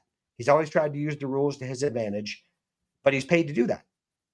So, like, I don't agree with it. I don't even respect it, but I'm not surprised by it. And in his defense, his job is to win football games for LSU. And at the end of the day, LSU fans, like most fans of like fans of a lot of college teams, at the end of the day, they want to win. They want to see their team win the national championship. And a lot of times, the large majority of fans are going to not really worry about if they win the national championship. They're not going to sit back and reflect on how they got the players they did, because they're going to be happy that they're national champions. Oh, I can't wait for this. Well, Donnie, what you got? I was going to ask, is there anything that you heard or read that would have indicated that if they didn't like come out with this new rule, this 5-year rule, would any of this be happening right now? Because I don't know if what was previously in place would allow for this, or if it's allowing for it because they specified the window. I think it is that, but I think it also kind of goes back to by virtue of the fact that when you open up a floodgate with the Supreme Court ruling that allow players to be paid, because that generated a whole, like it went from like the NCAA, monetizing all these guys and not paying them. And then we went, as we've talked about on the show before, it went to the opposite end of the spectrum, and it just went, and it opened up the floodgates. So I think that I personally, I did not hear anything specific about that. I think the 5-5 rule has a lot to do with it. It's certainly the legal route that all these lawyers are using, because the draft class or the graduating class that Wright was a part of, this 5-5 rule applied to them. So, right. So I'm just wondering if the 5-5 didn't come about, these guys probably don't even think about having any avenue to do what they're doing. No, because they would have already had 4 years of eligibility. Like all these guys have already, unless there's one, there may be one or two in there out of the 16 that may have had an injury exception that could have maybe applied. That's a little different, but now that you've opened up the 5th year of eligibility, and again, I know it's not the same type of thing, and I know his involves gambling, but if they're going to allow, like, it's like everyone's going to have their own individual exception. And then the challenge is going to be, where do you draw the line? Correct. Because, so let's not forget, Sorsby originally was granted a, like, I don't know if it was a TRO, but he was originally granted eligibility before the Big 12 took action. So it's not an apples to apples case, because it's not the exact same case because of the gambling thing. But if this goes in the player's favor, I still would not be surprised if, Sorsby's legal team tries to take action to do something. Well, right now, before you give your opinion, Donnie, I want to put a little wrinkle in here in this as well, because there is also, and I don't know how true this is, but there's been a rumor going around that Lane Kiffin reached out to multiple players and told them that they needed to sue the NFL. Okay, so I'll read this here real quick. Reportedly reached out to multiple players on NFL rosters to get them to sue the NCAA and return to college football.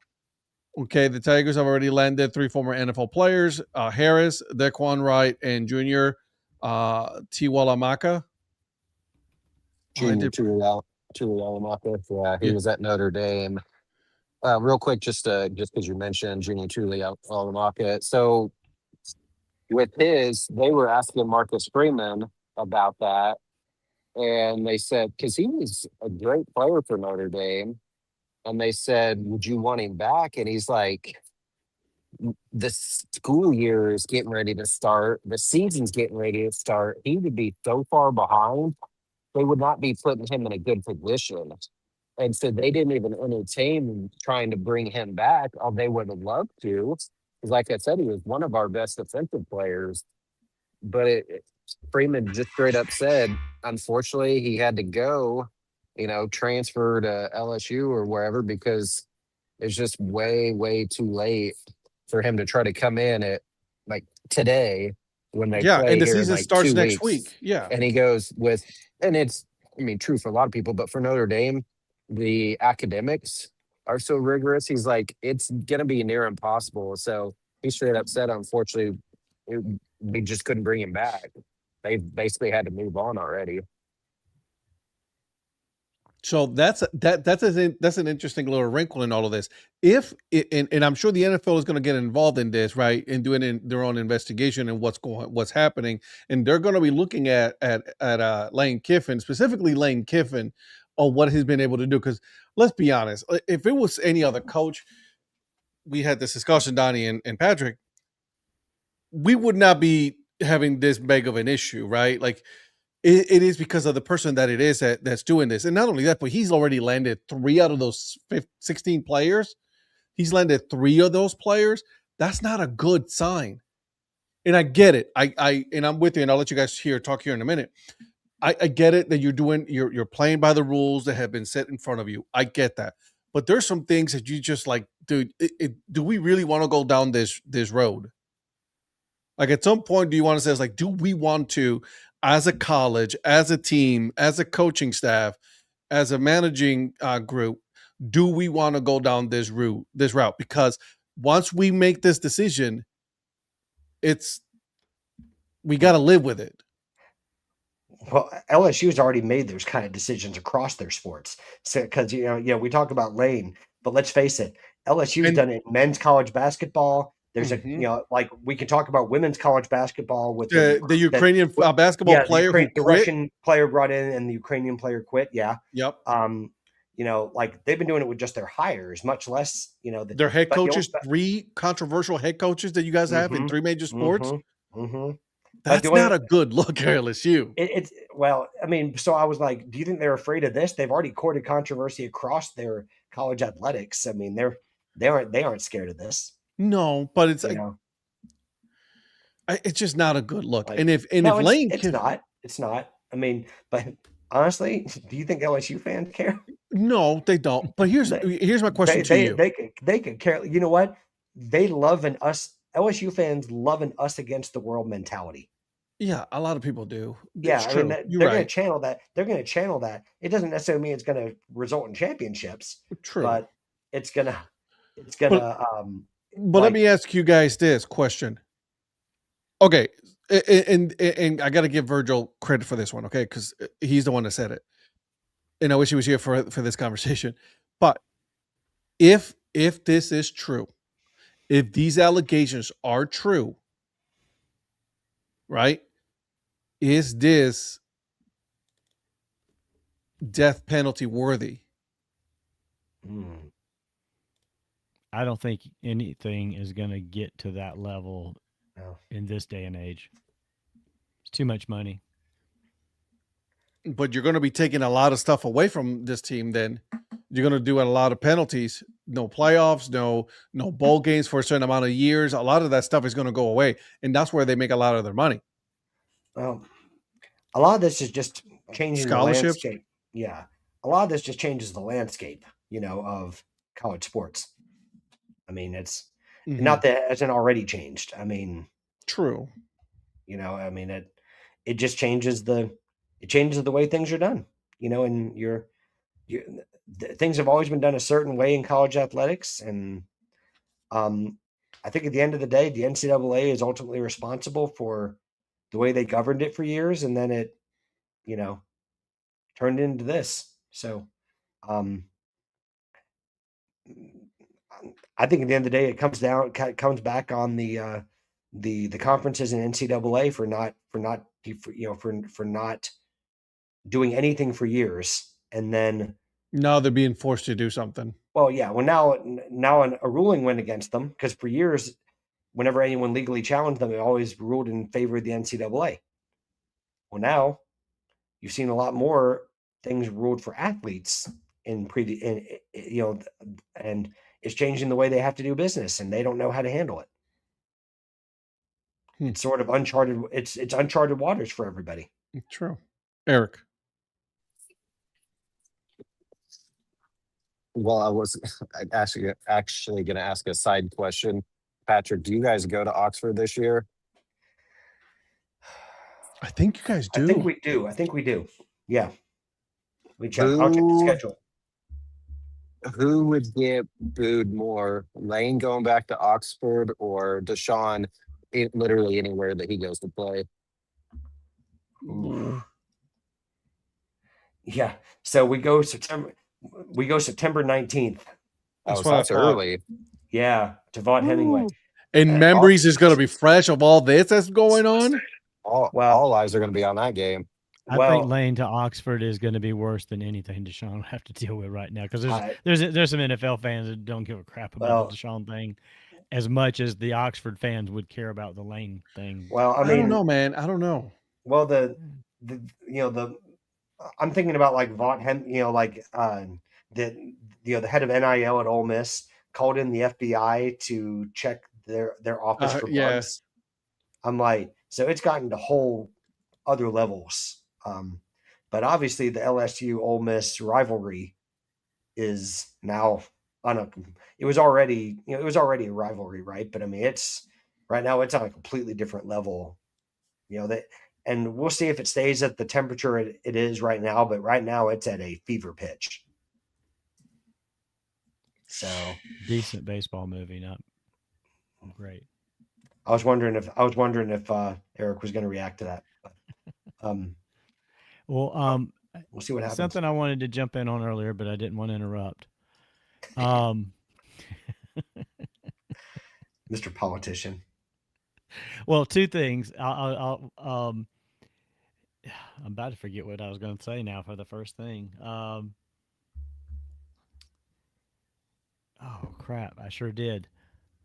Well, one thing, when you're talking about LSU, by comparison, do you think LSU is like the college football version of the Cowboys right now? Just from like that one hurt.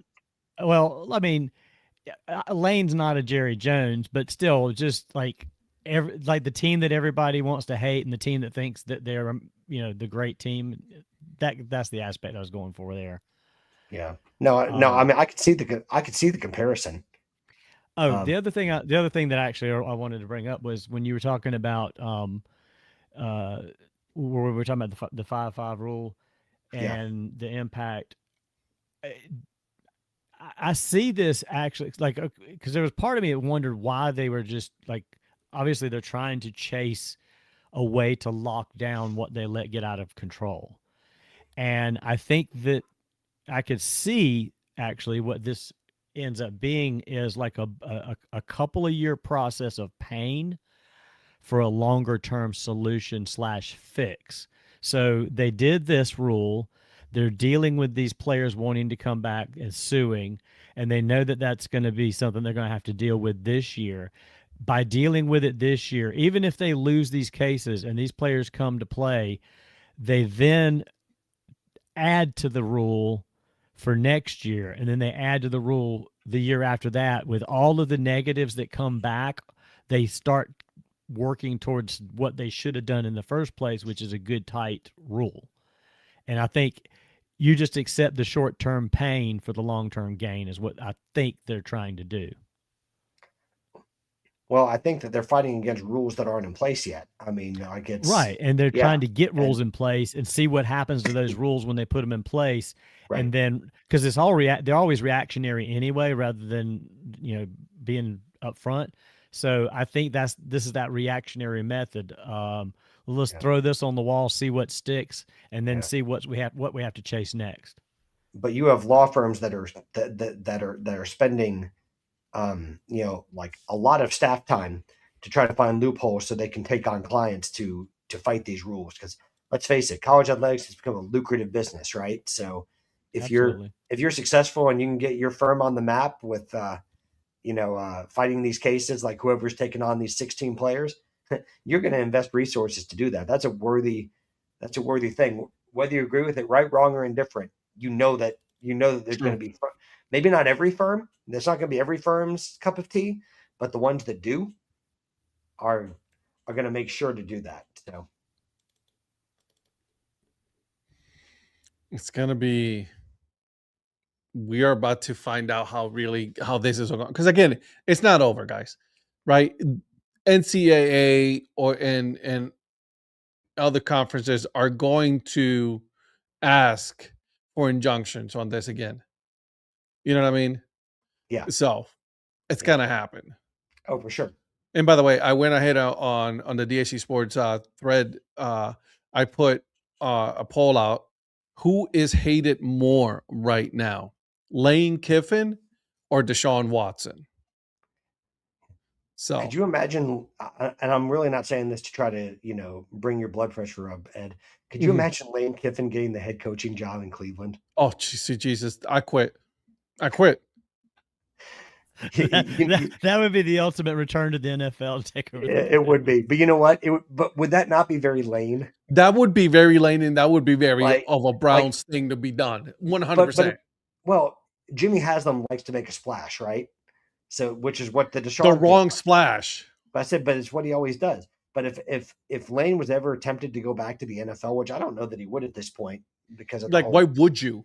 right, with the whole Raiders debacle, that took place. Yeah. But I didn't think he'd want to leave LSU, and I didn't think he'd want to leave Ole Miss, and foolish me, he's like, here, let me see that little fire I've got in my little fireplace in Oxford. Take some kerosene to it. Yeah. Oh, you should ask the same question of who is hated more and put the five of us as the options.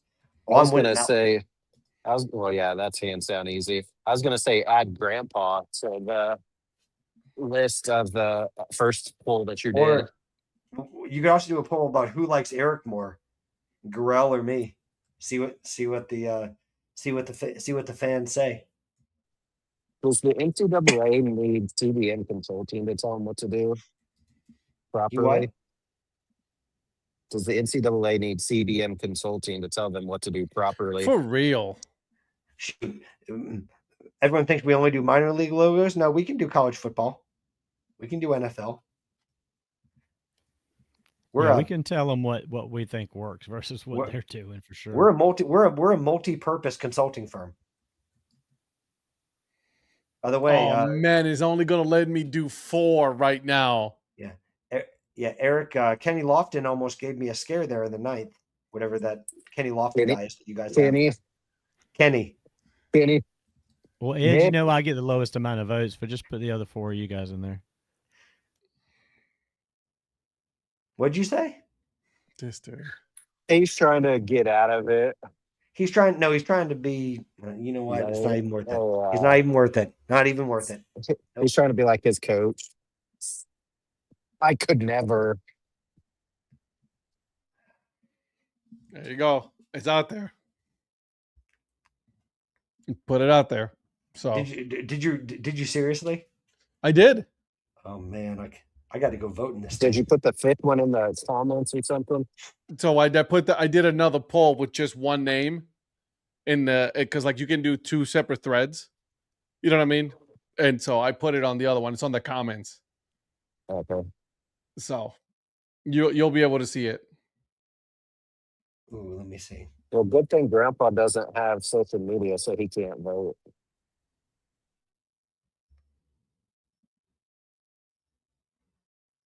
Yeah. Let's see.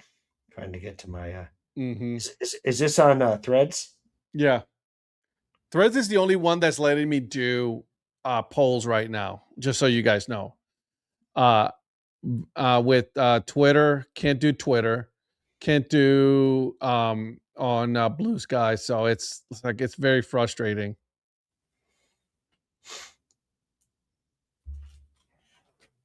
So, anyways,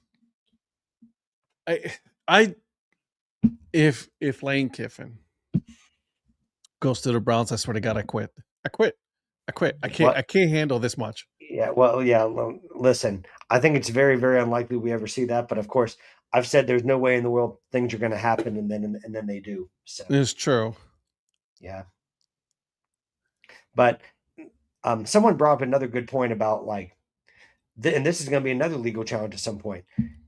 The reason you need a collective bargaining agreement is that, isn't it wild to think that you're going to have more and more cases that, just like this Daquan Wright is. Like Daquan Wright, what was he going to make in the NFL? Peanuts?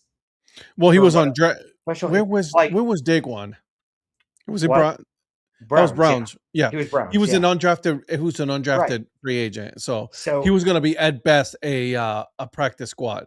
well, just think about it in terms of like graduating to different things, right? Like, did you ever think we'd be in a world where you could make more money going back to college than you could at the top level of professional, of your professional True. sport?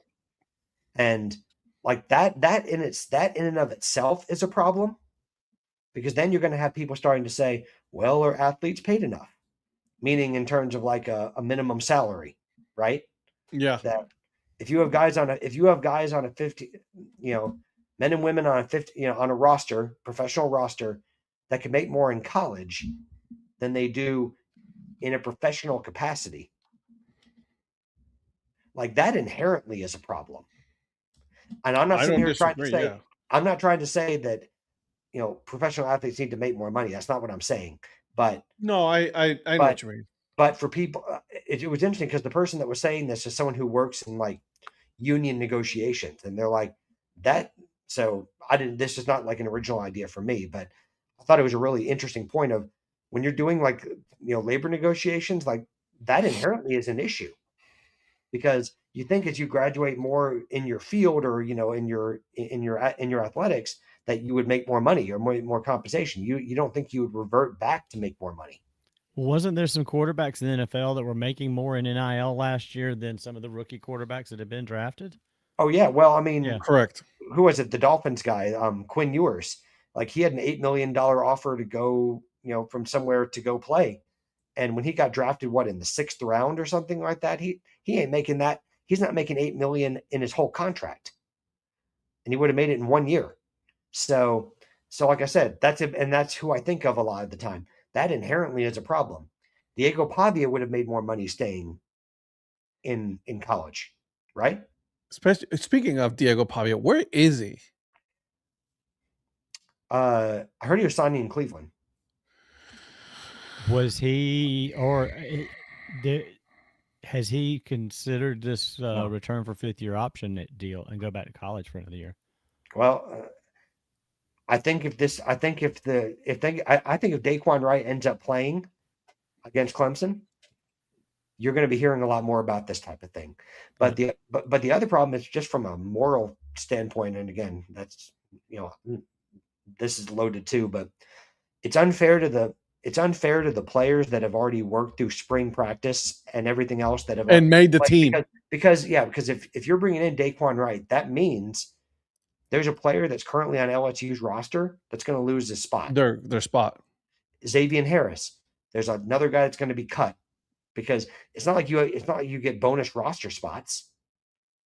You're replacing them with people who went through summer practice, went through spring practice, that, set themselves up to be a member of the team. And now they're going to lose their spot because it's about money and winning. It's about money. Correct. It's about winning at all costs. Even, and I get life isn't fair and not everyone's going to get a participation trophy. I get that. But when you put in the work to be a part of the roster and it comes down to like this last minute decision before the first game, that's also what bothers me about. Yeah. And what bothers me about what Lane Kiffin is doing is that you're waiting to the very end to do this. It's not fair to the student athlete, like you said, that has been busting their ass during spring ball to go to school, to get their grades and everything, to make the team, and then you're telling him, sorry, you just lost your spot to someone who declared himself to be a professional athlete who was on an NFL roster for a little bit, but because he wasn't going to be making that much money, he has decided to come back, and then I'm going to give him your spot. That's the unfair part about all of this. Yeah. And I don't think a lot of people are talking about this as much as they should be doing. Those players that are no longer going to be able to get to play because of these 16 players. I'm sorry, you declared yourself a free agent. You became a professional player. That's on you, and shame on Lane Kiffin for trying to take advantage of this rule. I mean, it's like I said earlier, though, that's his role, is to do that. But it doesn't take away from the fact that it's unfair to the players who put in the work to be there. But that's where we are in college sports at this point. Yes, no, you're right. We're talking in football, but we're going to see this in basketball. I mean, how many times have we seen in the last couple of years coaches that come into a program that has one scholarship player on the roster? Mm-hmm. John Calipari is a good example. When he got to, as a man who pioneered doing this one and done thing, right? When he got to Arkansas, I think he had one scholarship player on his roster. But I mean, he's not the only one. I mean, you see that time and time again with these players. It's a new day in college athletics, and I don't speak for any of you when I say this, but it makes it harder to watch college sports for me in the same way that I used to love watching them. You're right. I agree. Yeah, I mean, I remember last year, I barely watched any college football last season. I'll be honest with you. I still like it, but I did not watch. I used to watch almost every game. That was not the case last year. I watched more FCS. That's more where I went Division last year, 2 and more Division 3 football than I did regular D1 football. That's because what happened to me. Yeah, because of our content here, I got more invested in that. And it wasn't really the only reason I was even invested in D1 at all is because, we were talking about the college football playoff, and a lot of your teams were involved in the conversation. Not Notre my Dame. team. Well, Kent State obviously was already a national champion, but it's one of those things too where I think I've said this before when we talked about this. Like my friend Scott, I remember there wasn't a day that I ever saw Scott not wearing something Clemson. I mean, that guy wore Clemson shit. He had Clemson stuff all over his car. That guy is the most diehard, as all in as you could get. And even he now is like, I'm about done with college football. It's like, it's like breaking his heart to that all this, because it's just not like it was. And he understands it's got to change. He just thinks it's changed too much too fast, and it's just taken away the love of what we loved about college football. Well, it's like just watching another professional league now is what it is. Yeah, well, and once something's been introduced to stuff that it's had there, like we've seen now with college athletics, it's never going to completely go back to the way it was. It's not. Even if you bring in governance now, there's going to be aspects that stay. Right. And guys, I have to say this, okay? Like, I am not against the players making money. Don't get me wrong. I'm glad that they're making their money. I'm very happy that, as they should, get paid for their name, image, and likeness. I am all for it. I support that. There's no ifs or buts about it. But what's going on right now, the fact that like all of a sudden, because you're making more money, that you decided that you're going to go back to college after you've already become a professional. That's where I have the issue. That's my issue right there. I do not have an issue with players making money. Nick Saban can fuck off all he wants. I don't want to hear from him ever again about college sports, about how unfair it is, about the to save the college football and the sanctity and all that. But I do not want to hear it.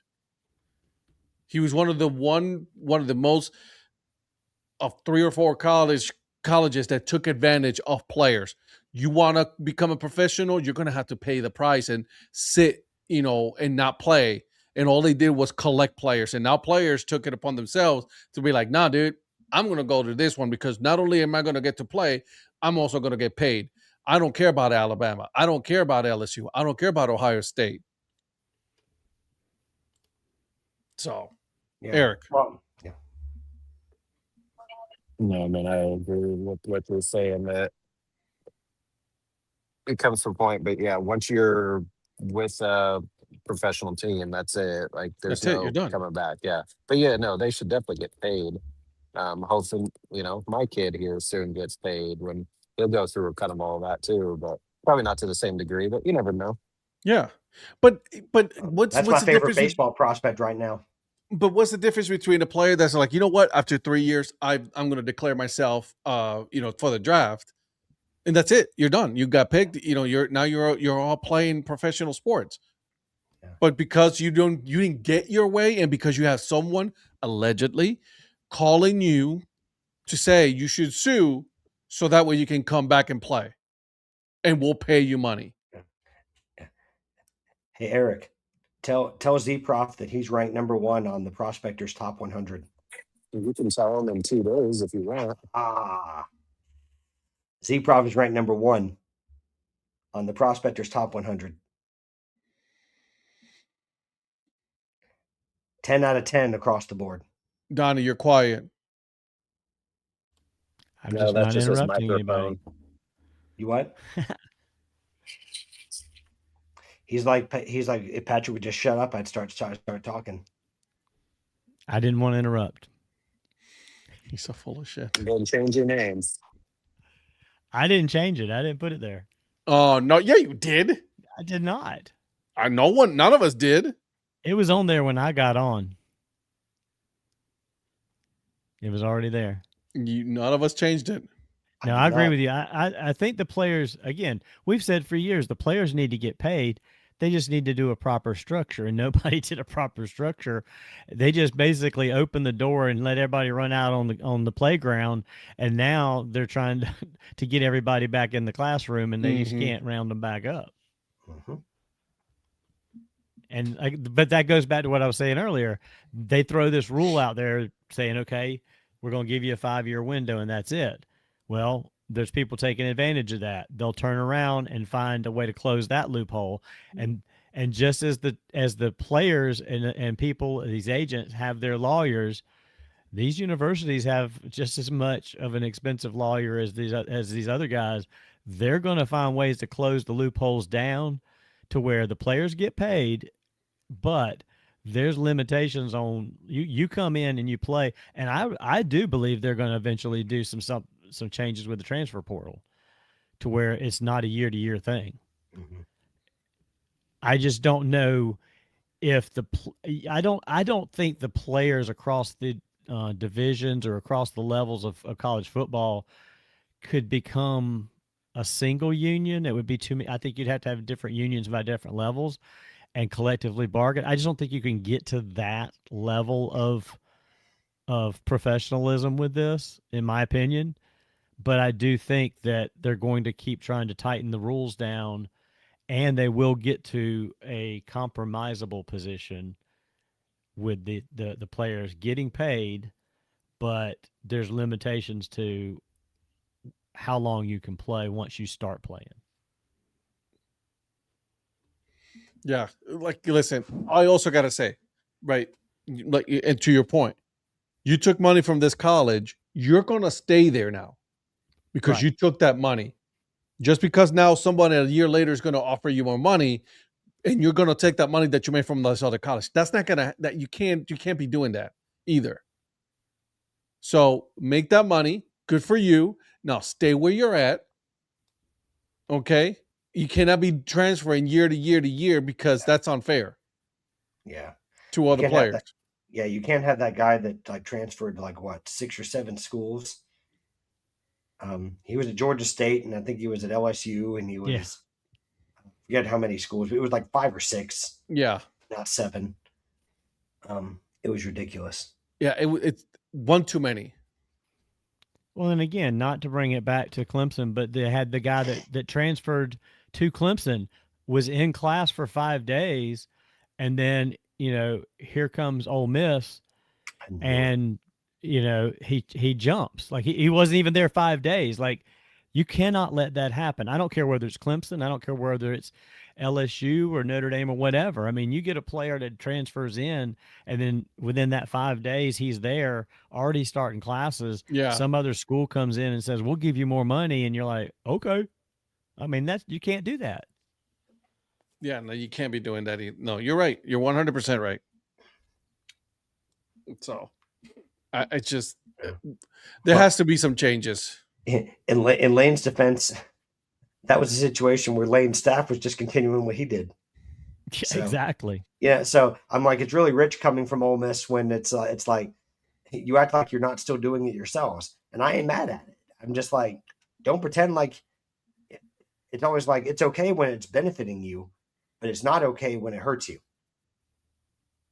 And that's what all these programs have to remember. If you're employing it for your own benefit, don't think that another school can't employ it for their own benefit.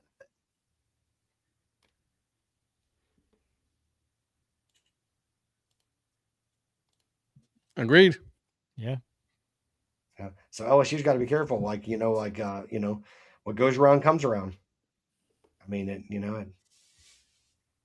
better hope that you're doing it on the right players too. And I think it adds a new level of pressure for like Daquan Wright, right? It's like you better hope that you have a monster season as a tight end if you're here, because I mean you're going to be under the microscope all year long, and you don't think there's going to be players that are, I don't want to say targeting, but like you don't think there's going to be players that are going to be revved up to play LSU and say, we can't respond legally, but we can respond on the field. And, imagine if those players that got cut now for LSU, yeah, they go and now they have an opportunity to play against LSU. Oh yeah. Do you not think they're going to have a chip on their shoulder? Well, and I could see a lot of those players. I think considering the circumstances, a lot of them could go to like a Texas A&M or Texas or something else. Oh, but, yeah. Yeah. So we'll see. It's going to be wild. Shoot, Clemson might sign him for the Clemson LSU game. What I did see Mr. I do everything right. It's going to make sure he puts it out there for just to give those kids a chance.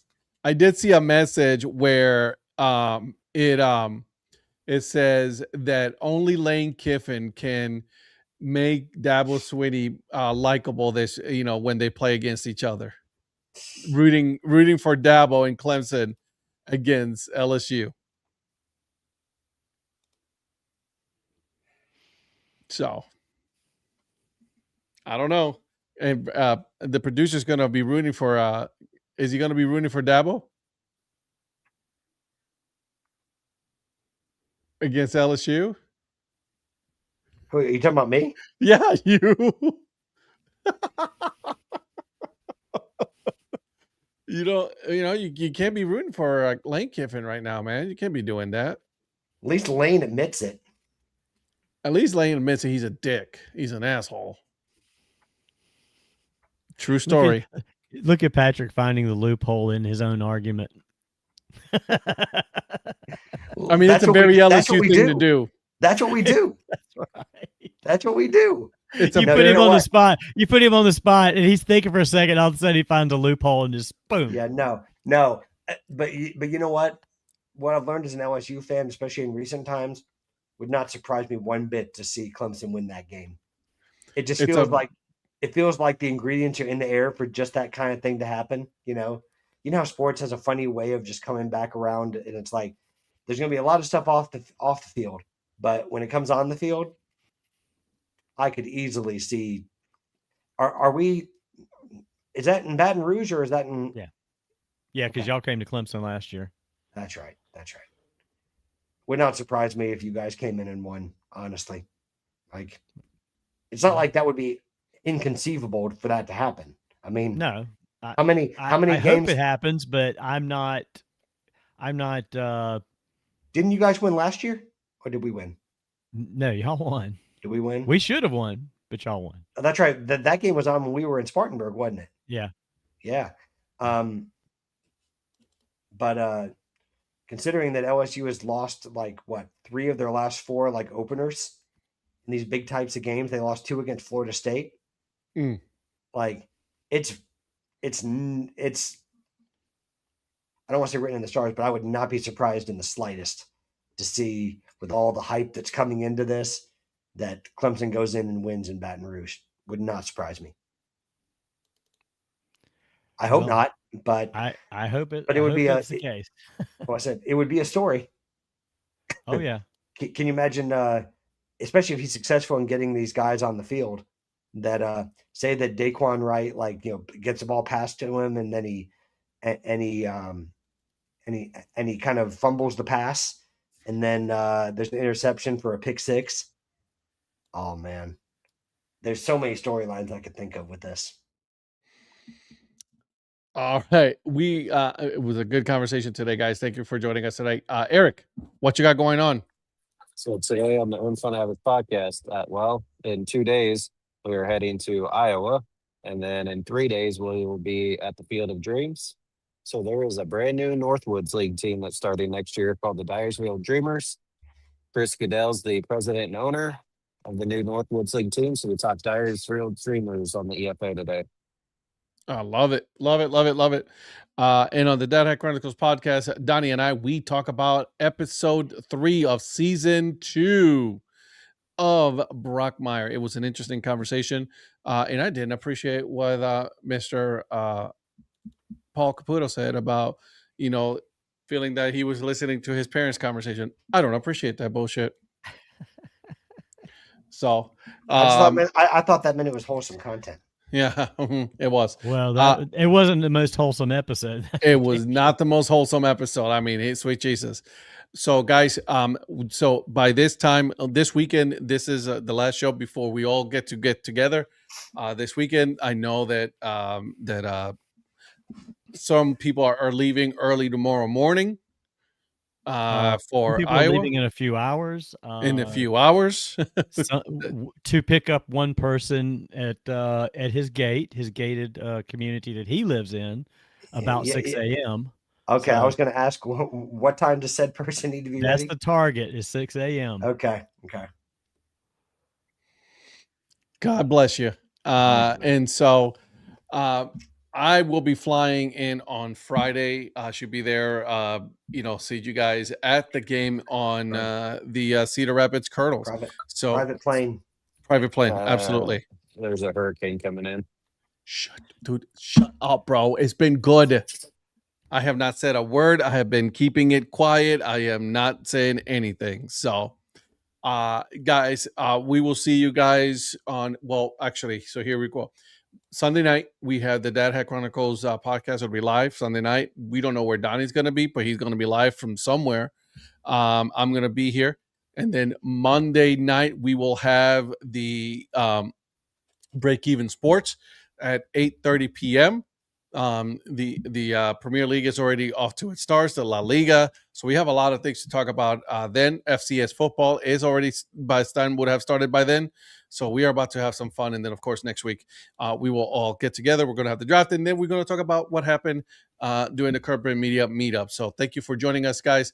Make sure you hit the subscribe button on YouTube, TikTok, all of those channels. We will see you guys. We'll see you guys in the next one. Have a wonderful